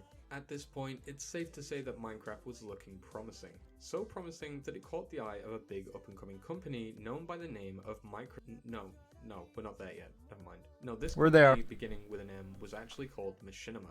You see, Machinima was the MCN. Not just the one to be with, it was your only option back then.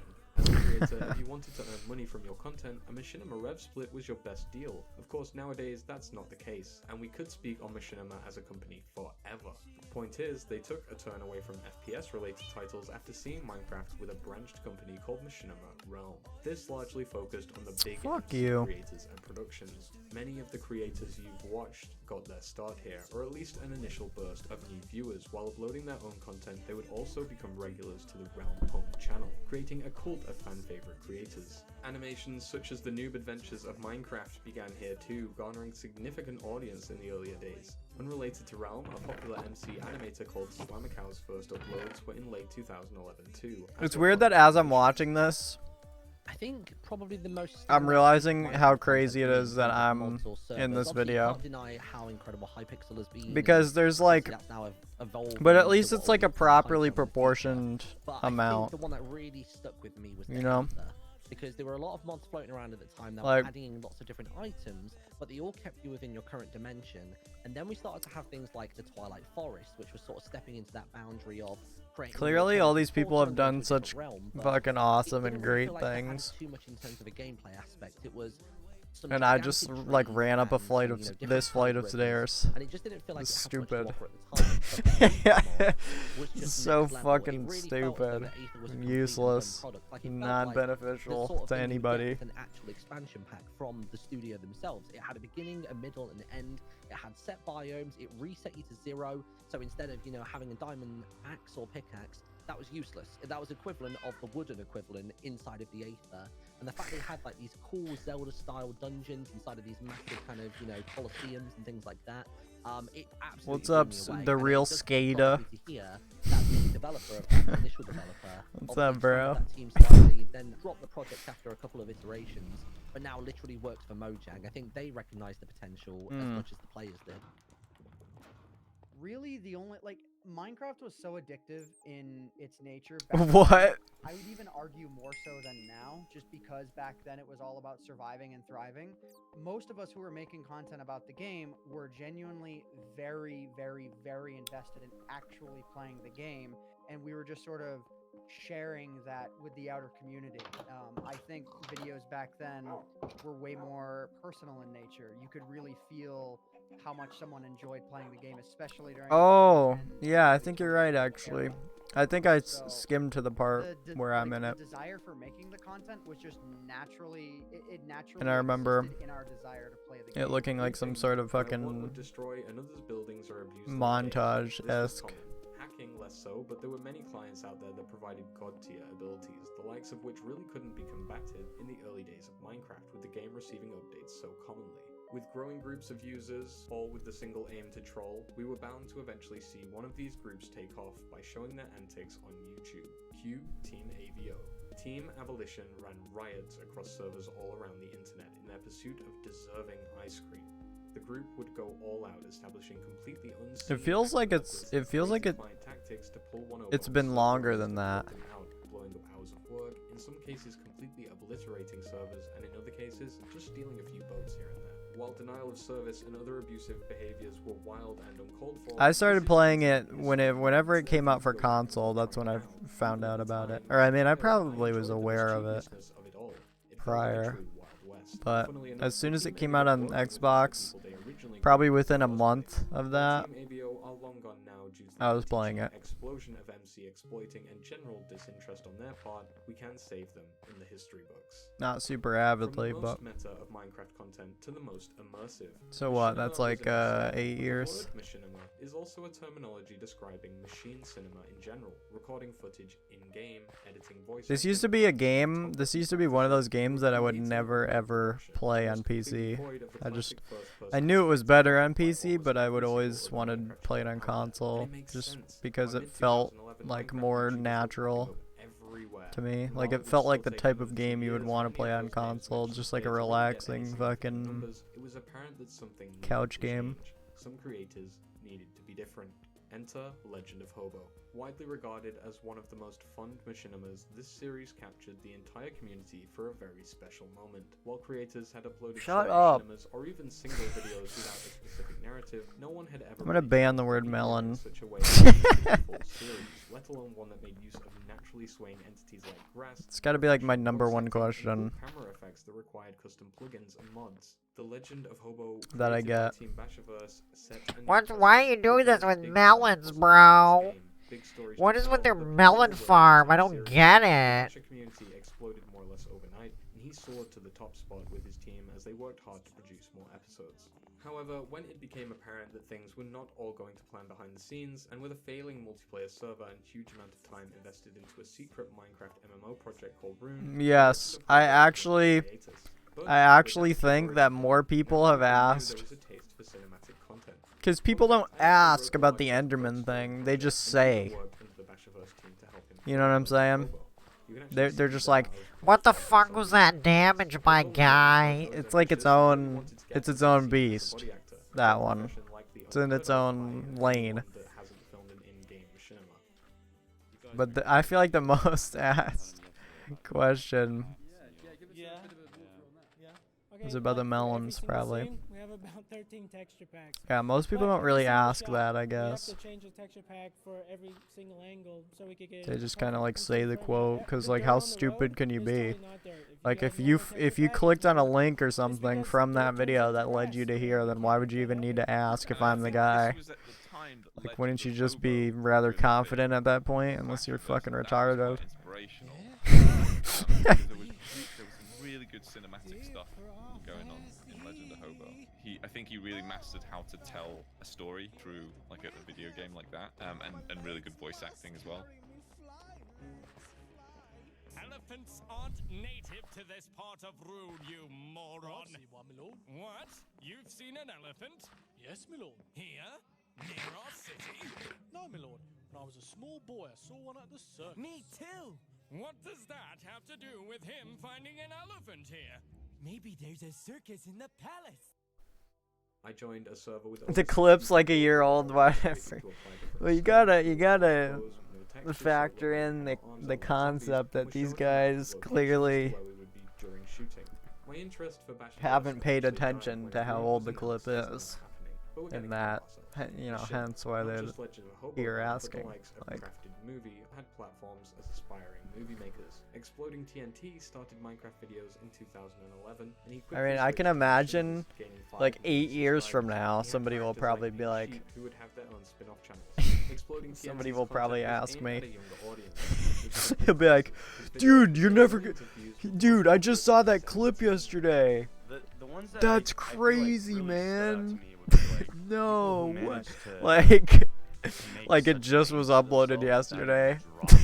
just because they watched it yesterday. The reason they think that it's like fucking news. More than anyone else was just because of how hilarious it was that he had, never talked, and it gave me this open opportunity to make like memes at conventions. I would introduce like a random I don't get how you person made as that Exploding noise. TNT, like every party that I went to. And I don't know if Exploding TNT even knows this. With Realm at the helm hosting events and fueling collaboration like never before, you can see why people at YouTube or even the algorithms themselves What are you talking about? started to think a tad I have plenty of light. alien blot game. Beta continued with more and more new features being added. YouTubers would cover each update as it dropped or continue posting their Let's Plays, which at this point were getting fairly long. Some creators even found it fun starting from scratch. I wish that was my most asked question of the stream. Hey guys, look at this.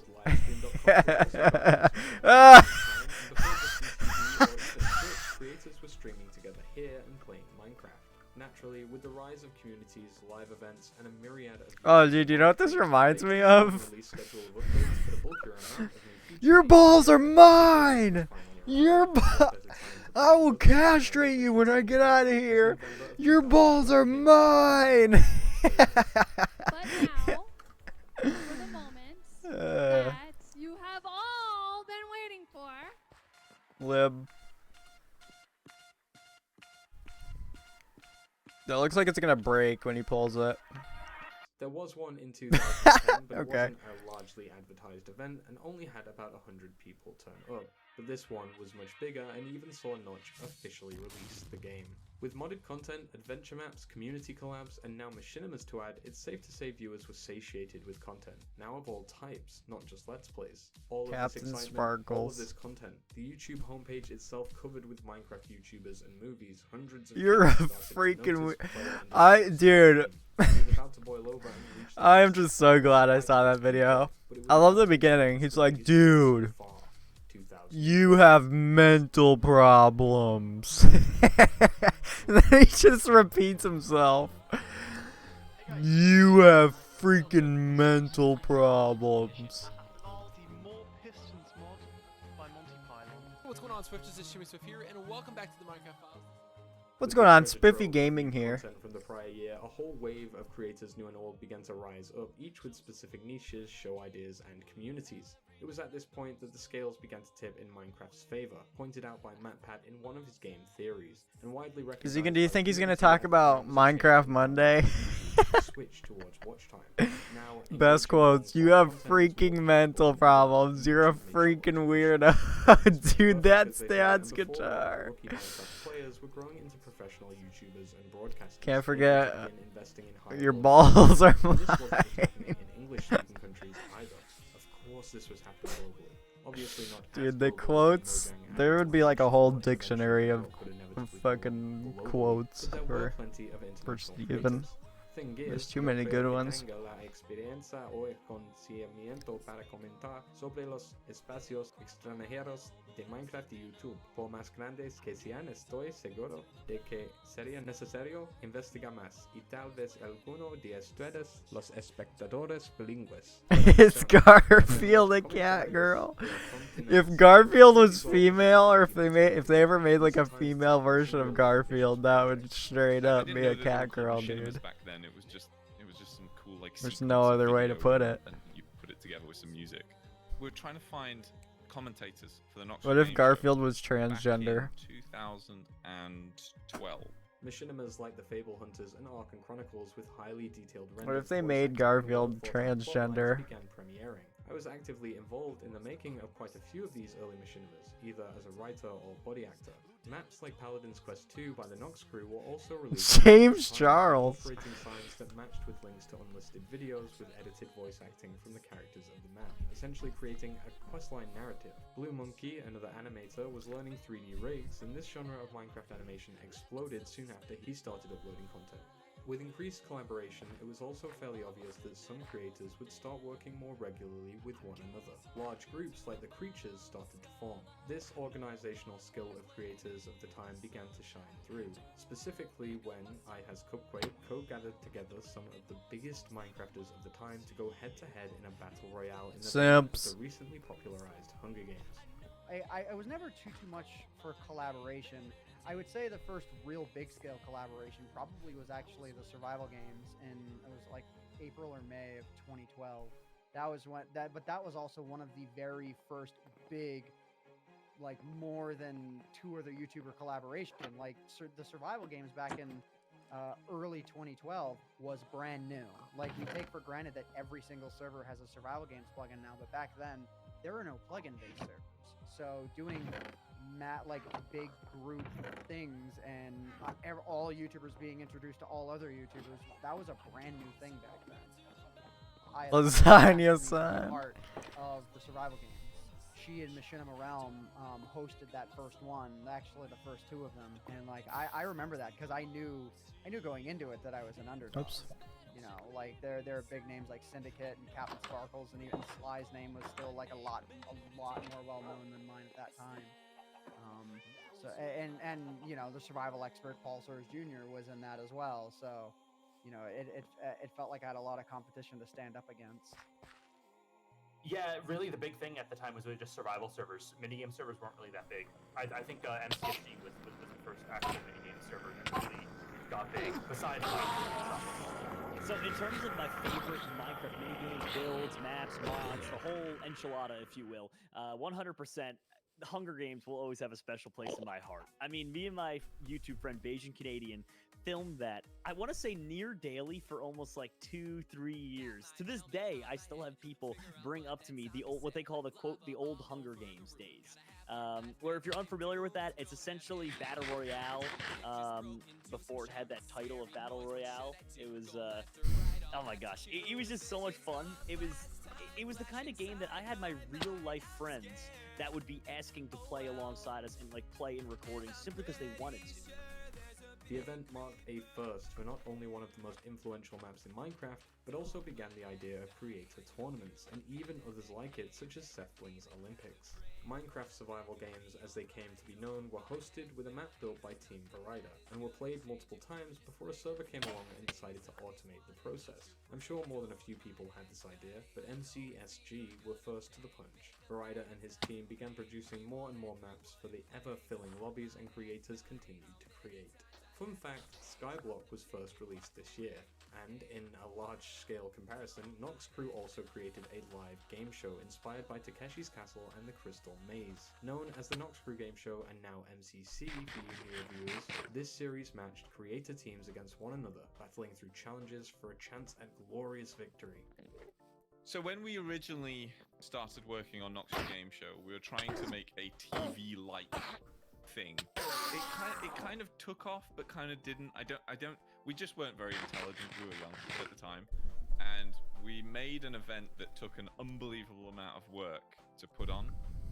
We made it like as full hour-long kind of videos, which at the time was really funny because everyone was telling us like, oh yeah, hour-long videos, that doesn't work. Like no one's gonna sit there for an hour watching. Which is funny because now we sit in a position where it's like people are watching something for 3 hours and they're okay with it because it's live and it's not a video. I think it's really weird how if something is not live, you're less likely to watch it for 3 hours, but if it's live, you're gonna watch it for 3 hours. It's almost because you don't know what time commitment you're committing to before you start watching, I guess. I don't know. I don't know what the psychology there is. We tried a number of different formats. We tried to make them into 20-minute videos and stuff, but the same thing kind of happened all the time where it was like, we weren't making them consistent enough, and we weren't particularly making Nox Crew Game Show in a very repeatable way either, because some games, once you've played them, you just can't play it again because you know exactly how it works. So eventually we dropped Nox Crew Game Show because we found our forte in Minecraft adventure maps again, which is funny because we started adventure maps and then we went Machinimas and then we went back to adventure maps. That's where we found our forte, eventually, and that's what made Nox Crew into a business, which now like there are just learn. That's great. That's funny. Created an entire city for surprising him and providing him the world. Oh, that is so freaking cute. Look at that. It's a big arch. Uh-oh. What? What? No! No way! No way! No way. No! Oh my god! Yes. I was a part of Bayou K for quite a while, which was really cool. It actually got me into Minecraft. Blockception was kind of like an afterthought several years afterwards. On top of that, I also joined a team called Team Verida. We essentially produced some of the official survival games. Fuck this. Mainly known for. This showed people that now builders could earn money.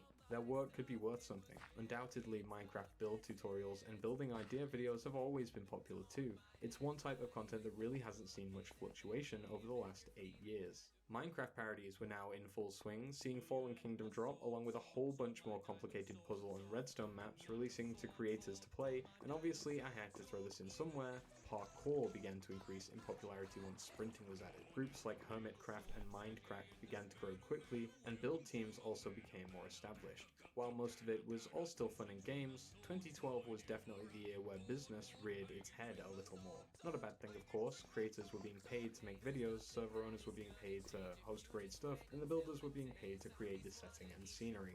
A nice trifecta. One that would create a content dynamic that ensured there was always new things to watch, always a new project to look out for, new mods to showcase. I think the most memorable event that occurred to me personally in the Minecraft community was Minecon 2012. That was the first Minecon that I went to with a couple of the Nox crew people as well. I don't think there was many of us, maybe like 8. Yeah, I mean, Minecon 2012 was a huge event, really. That was the first time where I think anybody Look at all those knew who I children. was. Because I remember the year prior in Vegas at the very, very first Minecon, I was just kind of like a bit of a tag along with the Yogscast. Like, I just started to get to know them because of the Form This Way song. But then fast forward a year, I kind of established myself as a creator. And then all of a sudden, I was going up on the main stage with Captain Sparkles. Like, I was hanging out Captain with the developers. I literally Sparkles. had to wear a Captain ski head Sparkles. get away from people and be able to like actually get back to my room unscathed, sort of thing. Minecon was interesting. I wound up that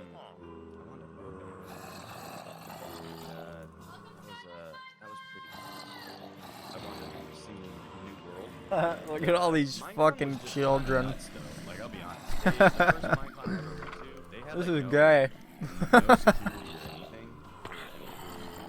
Robbed and then stuck on walls for like 2 hours. And parents were like, oh, let us leave. And it was really funny too. Let us leave? Passive aggressive about it ever. They were just like when we tried to leave, they're like, oh no, here's a sandwich, here's some water. They're just like feeding me. I remember Minecon 2012 being this weird realization. Oh my god, remember this fucking song? Everything just changes. Paradise? The perception of everything just like completely switches in a moment. And that was, I think that was No, not this song, but the actual one. for like 3 days and then came back.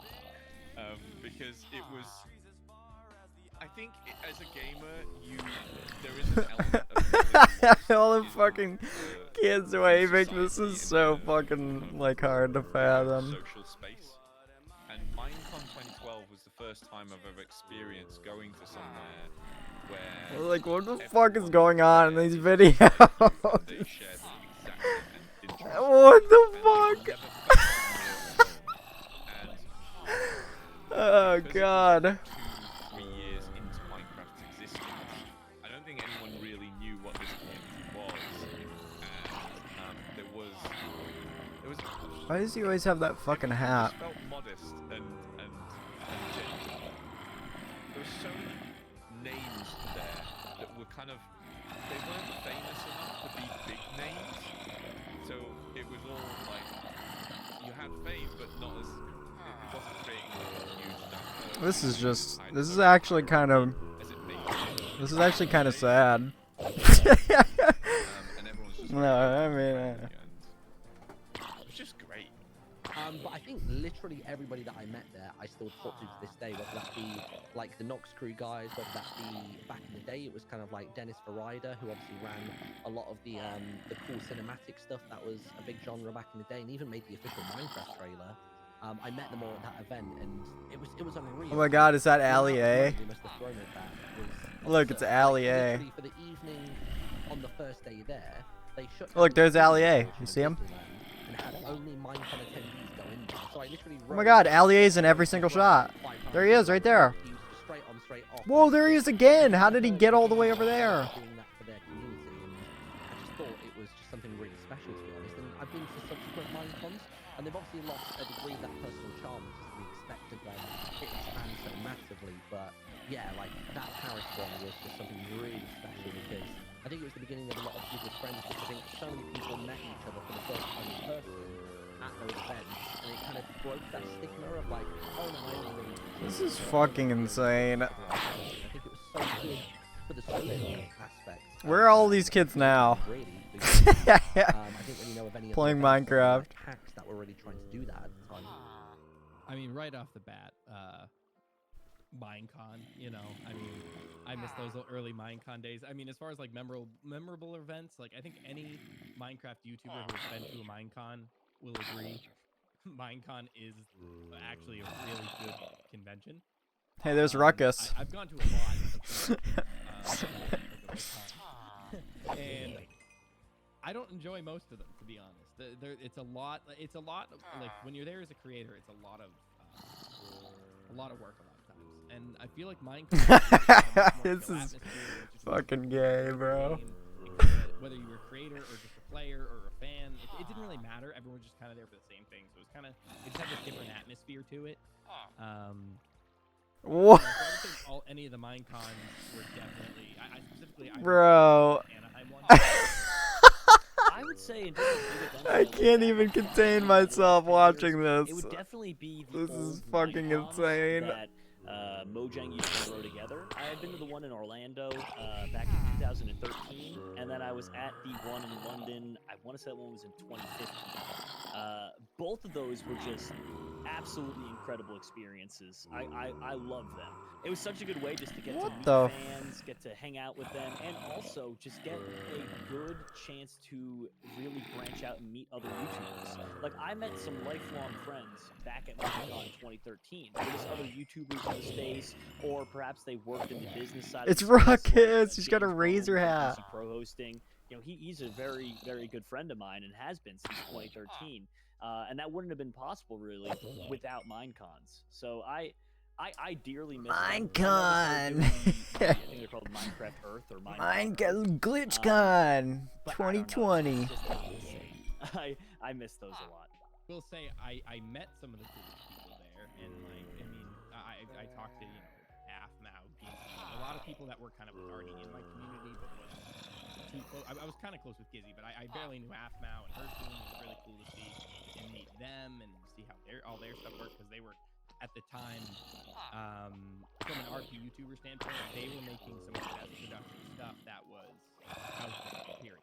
And so everyone who's in RP watched and looked up to Afmao as a creator, like, wow, like if you can make these stories good enough, if you can get that team together, you can create something that is basically a TV, you know. And so being able to see that and I want to play MW3. just talk about how their operation worked was one of the coolest things, and I learned a lot just from that. Shut the fuck up. When I went to was the 2012 one. Not the real NC. A bunch of FiUK guys, but I also recently joined the team, Team Brider back then. It was actually fantastic. A lot of really cool stuff. Yeah, I think Minecon strengthened a lot of bonds, but there were. I mean, I met Alex Bellavita from Blockception at Minecon. Honestly, I think the person that I'm still friends with that event is probably Stefan from Nox Crew, or also known as Just Nox. leave me alone, man. Once announced to be set in Paris, Minecon 2012 was guaranteed to be a hit. All your favorite YouTubers were at this event, and what a show it was. I see many additional collaborations, friendships, and business partnerships spun out of this one event alone. YouTubers in 2012 were definitely spoiled for choice when it I think I'm came gonna to play the Dark kind of Souls content 2. and viewers I themselves think I'm were gonna finally spoiled in what stop. content they watched. I'm After this I've been too collaborative scared to being play it. inspiring Minecon, it was bound to But I be think I'm gonna the ball finally keep play it. rolling through to 2013. I mean, Dark Souls 1 is fun. Hey guys, what's going on? It's Benja, But or Beijing Canadian. I've been wanting to like properly finish that, but Alright, I think I'm just gonna play Dark Souls 2.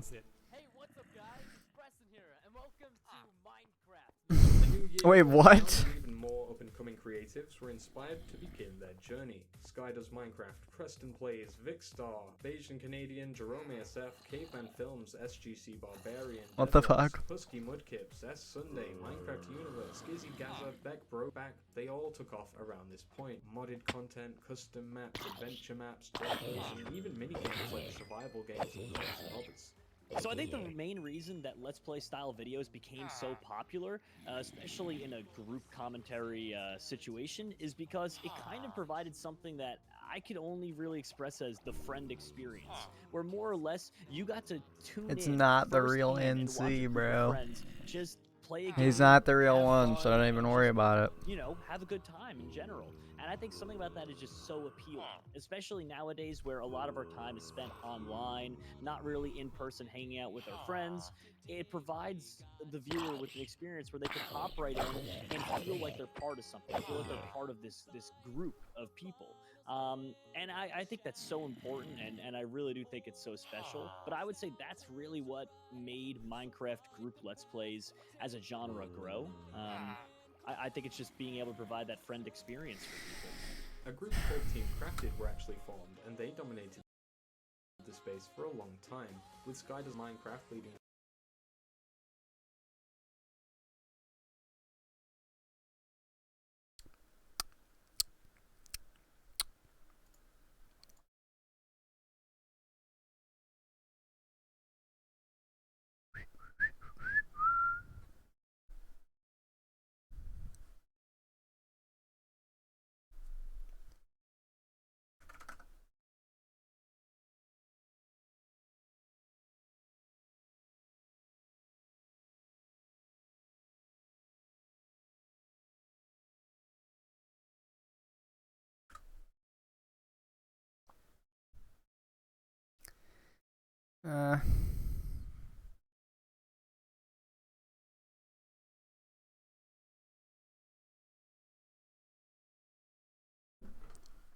I'll be right back.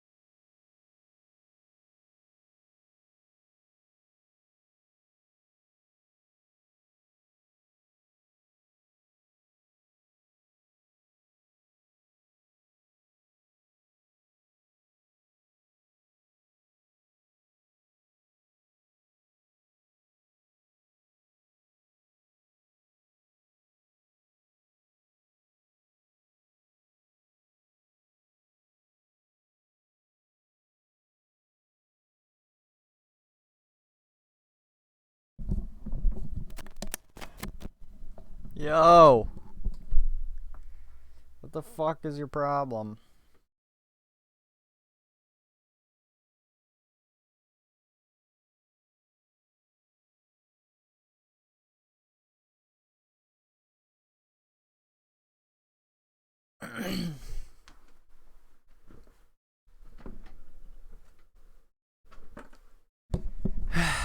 Okay. I'm scared.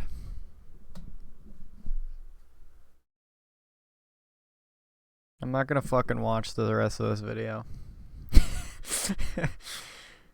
I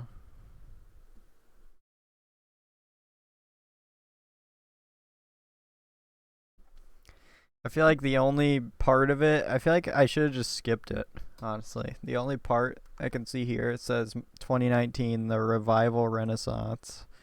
That's honestly the only thing that really pertains to me where I was remotely, like, involved with any Minecraft YouTubers. Should have just skipped to that part, because I can't identify with...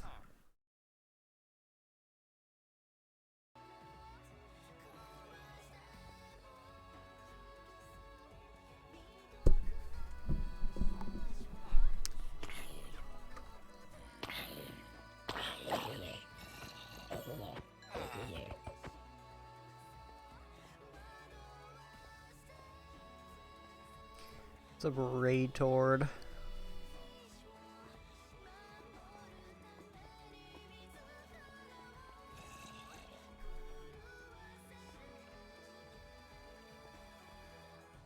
I agree.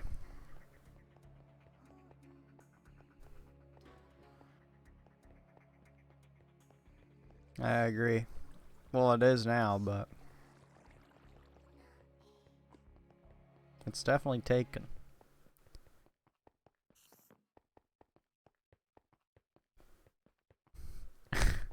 No, you did not. You didn't. You didn't spell it wrong. You're lying.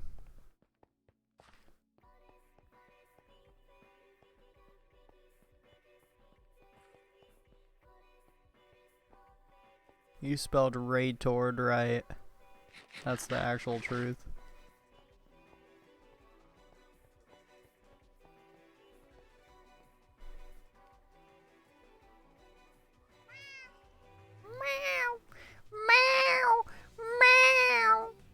Fucking pussy ass. Bitch. Say that again. Say it. Go ahead. Son of a bitch. Tired of your shit.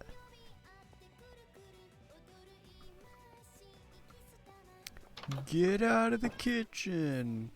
What? Oh my god, I thought he fucking yeeted a meow all the way up the stairs. It's just another puss. Fuck you. They're connected. Yeah, it's the messenger.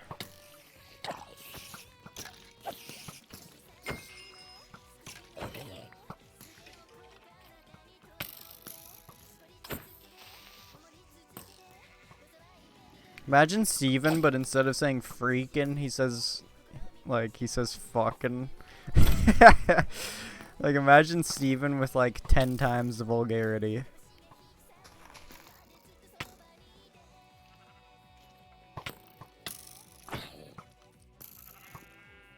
I mean, why did he call Jack a whore?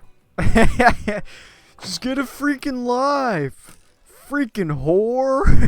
Like, what the fuck? Where'd they come up with that shit?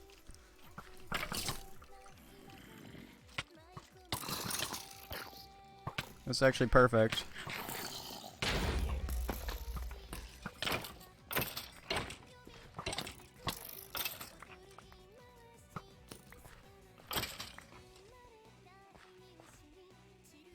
Freaking whore.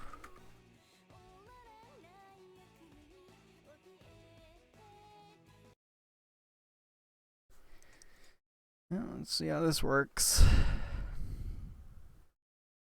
Oh my god, I have so much shit open. I agree.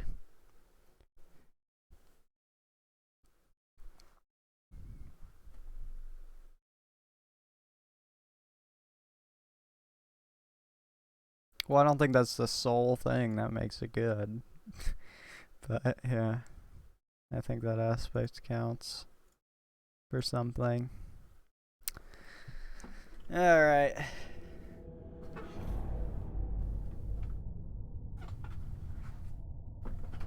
Wish me luck, chimps. Time to leave the stream.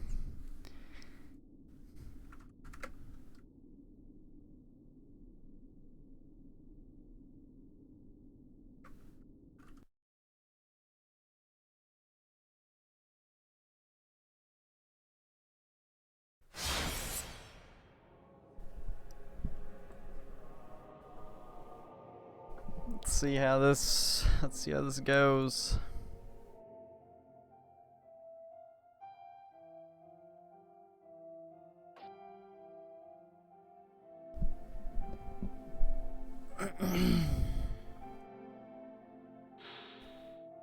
If it lags a lot, I mean, I'll just get off.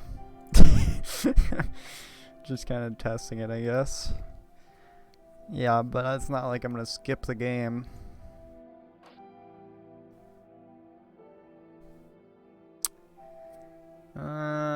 Blood on. What?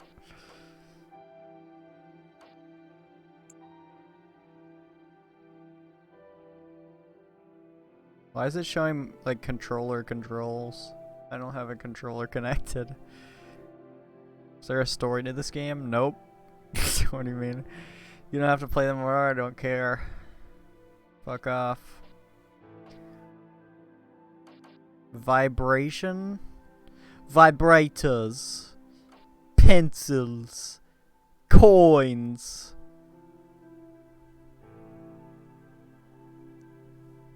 Erasers. Perhaps you've seen it. Maybe in a dream. A murky, forgotten land.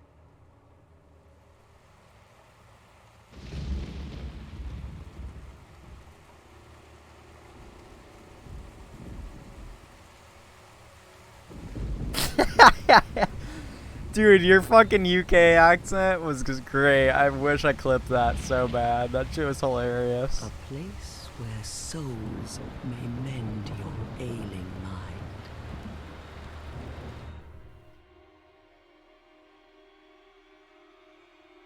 Yeah, I'm gonna have to have my shadow play You on will one of these lose days. everything. Once branded. The symbol of the curse. An augur of darkness. Your past, your future, your very light.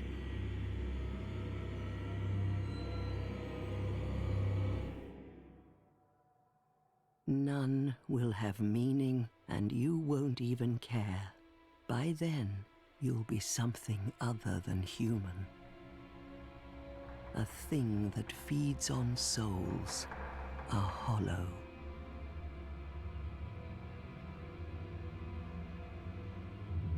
Long ago, in a walled-off land far to the north, This is who I'm listening to? Shut up, great bitch. king built a great kingdom. I believe they called it Drang Lake. Perhaps you're familiar. No, how could you be? But one day, you will stand before its decrepit gate without really knowing why. Okay. Okay, SpongeBob, relax. That's a weird dialogue.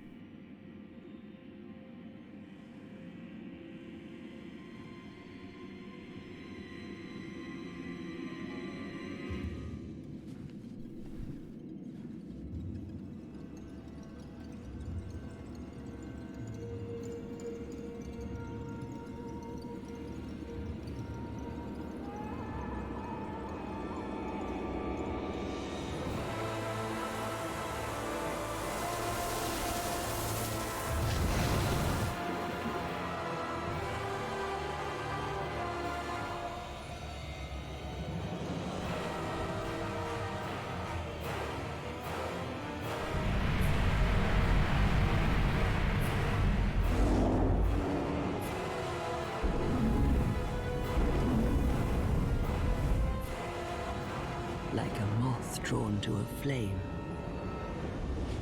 your wings will burn in anguish. Time after time.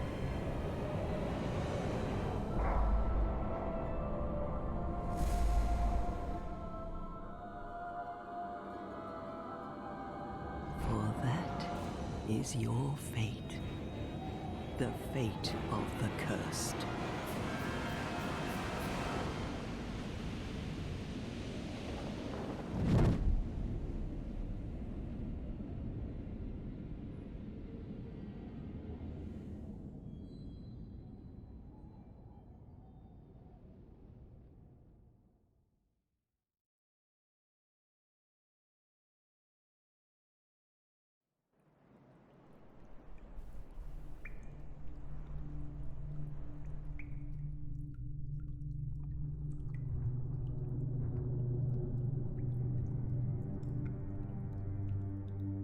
Stream looks like it's lagging pretty bad.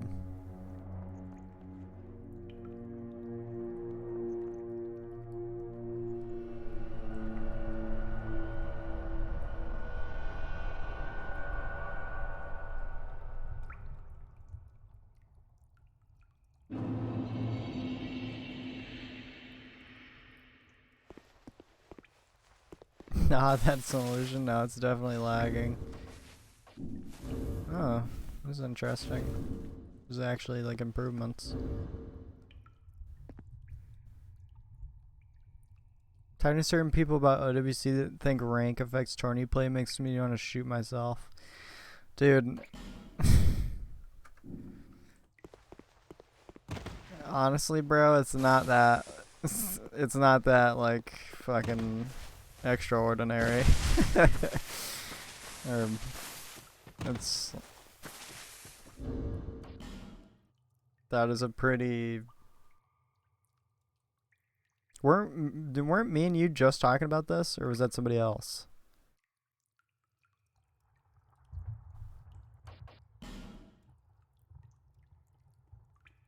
Oh. Yeah, I mean, it can, as far as I'm concerned, it's a perfectly viable, I mean, dude. Like the fucking Estonia versus, what country was it? I can't even remember. Is there anything for graphics here? Screen options.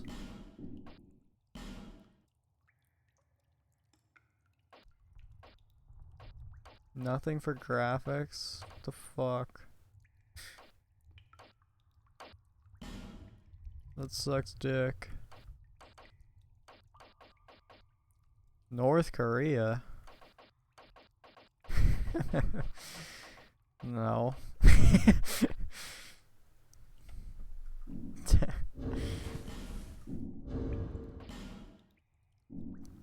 I mean, their players were just, it was Abyssal. It was just essentially Abyssal versus Estonia. Like, he's the only remotely high ranked. Yeah, I mean, like, top player. He's the only, quote, top player.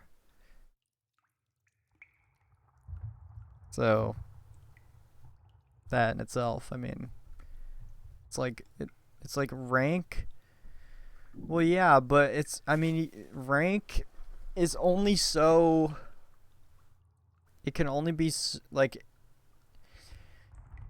I feel like rank doesn't matter, but only in the sense of, like, if if you're playing in a tournament, then there's a probability that it can matter, especially the higher it goes, because it can easily demonstrate capabilities.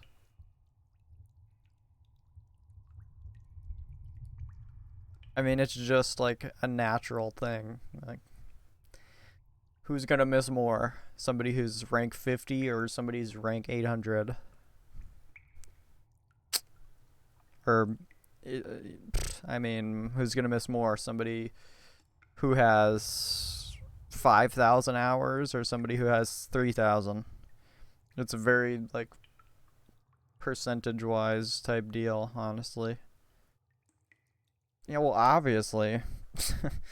But at the end of the day, that's kind of what summarizes a player in terms of, like, a really high ranked tournament like OWC.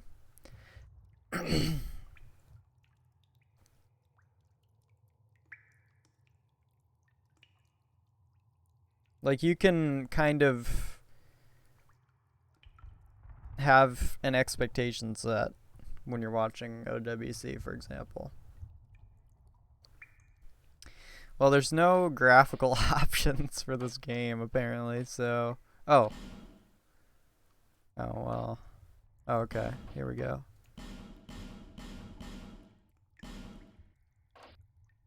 Low. Let's see how that looks. How do I apply it? Oh, I just... What? Did that apply?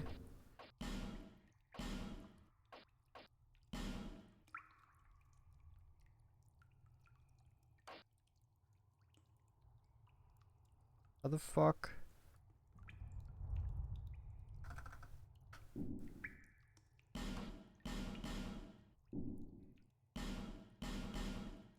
There. That didn't really help at all, obviously.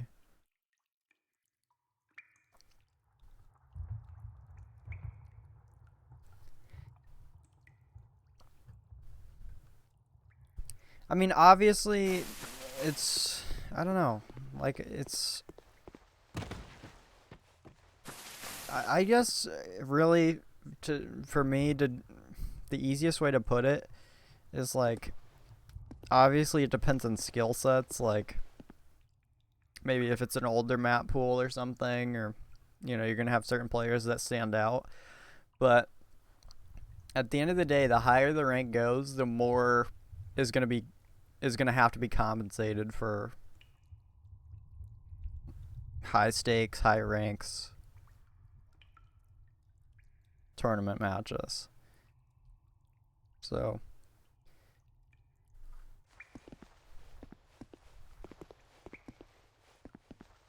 it becomes a playable factor in itself for if somebody were to try to summarize what they're going to expect from a player, that's where you would want to start if you don't know the player. Okay. Well, I suppose I could try restarting the game.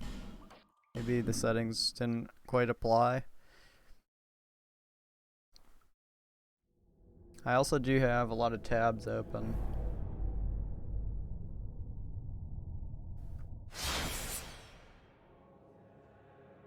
My specs are fucking in the description. I don't even fucking remember.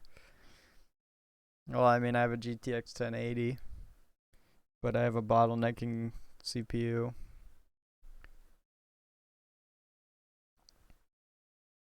Whenever I try and stream for my 1080, it fucking, or I mean, whenever I try and encode for my 1080, it just does not work.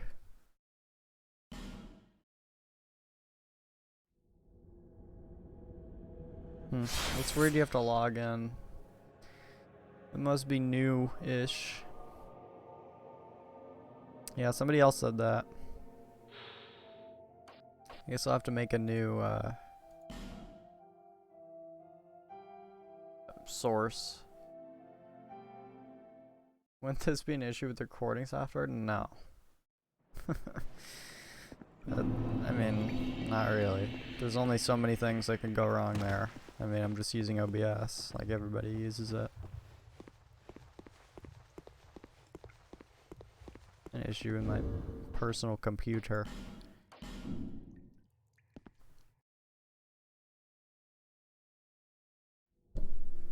Yeah, but what the okay, so what are you saying?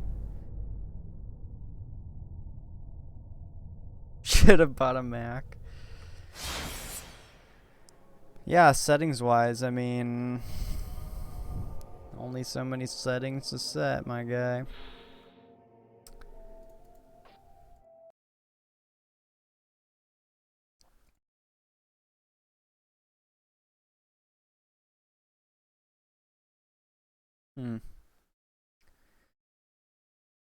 This is a toss-up, but let me try and change my encoder and see what happens. Well, I'm gonna have to restart the stream, so sorry. Just give me a sec. We'll just see what happens.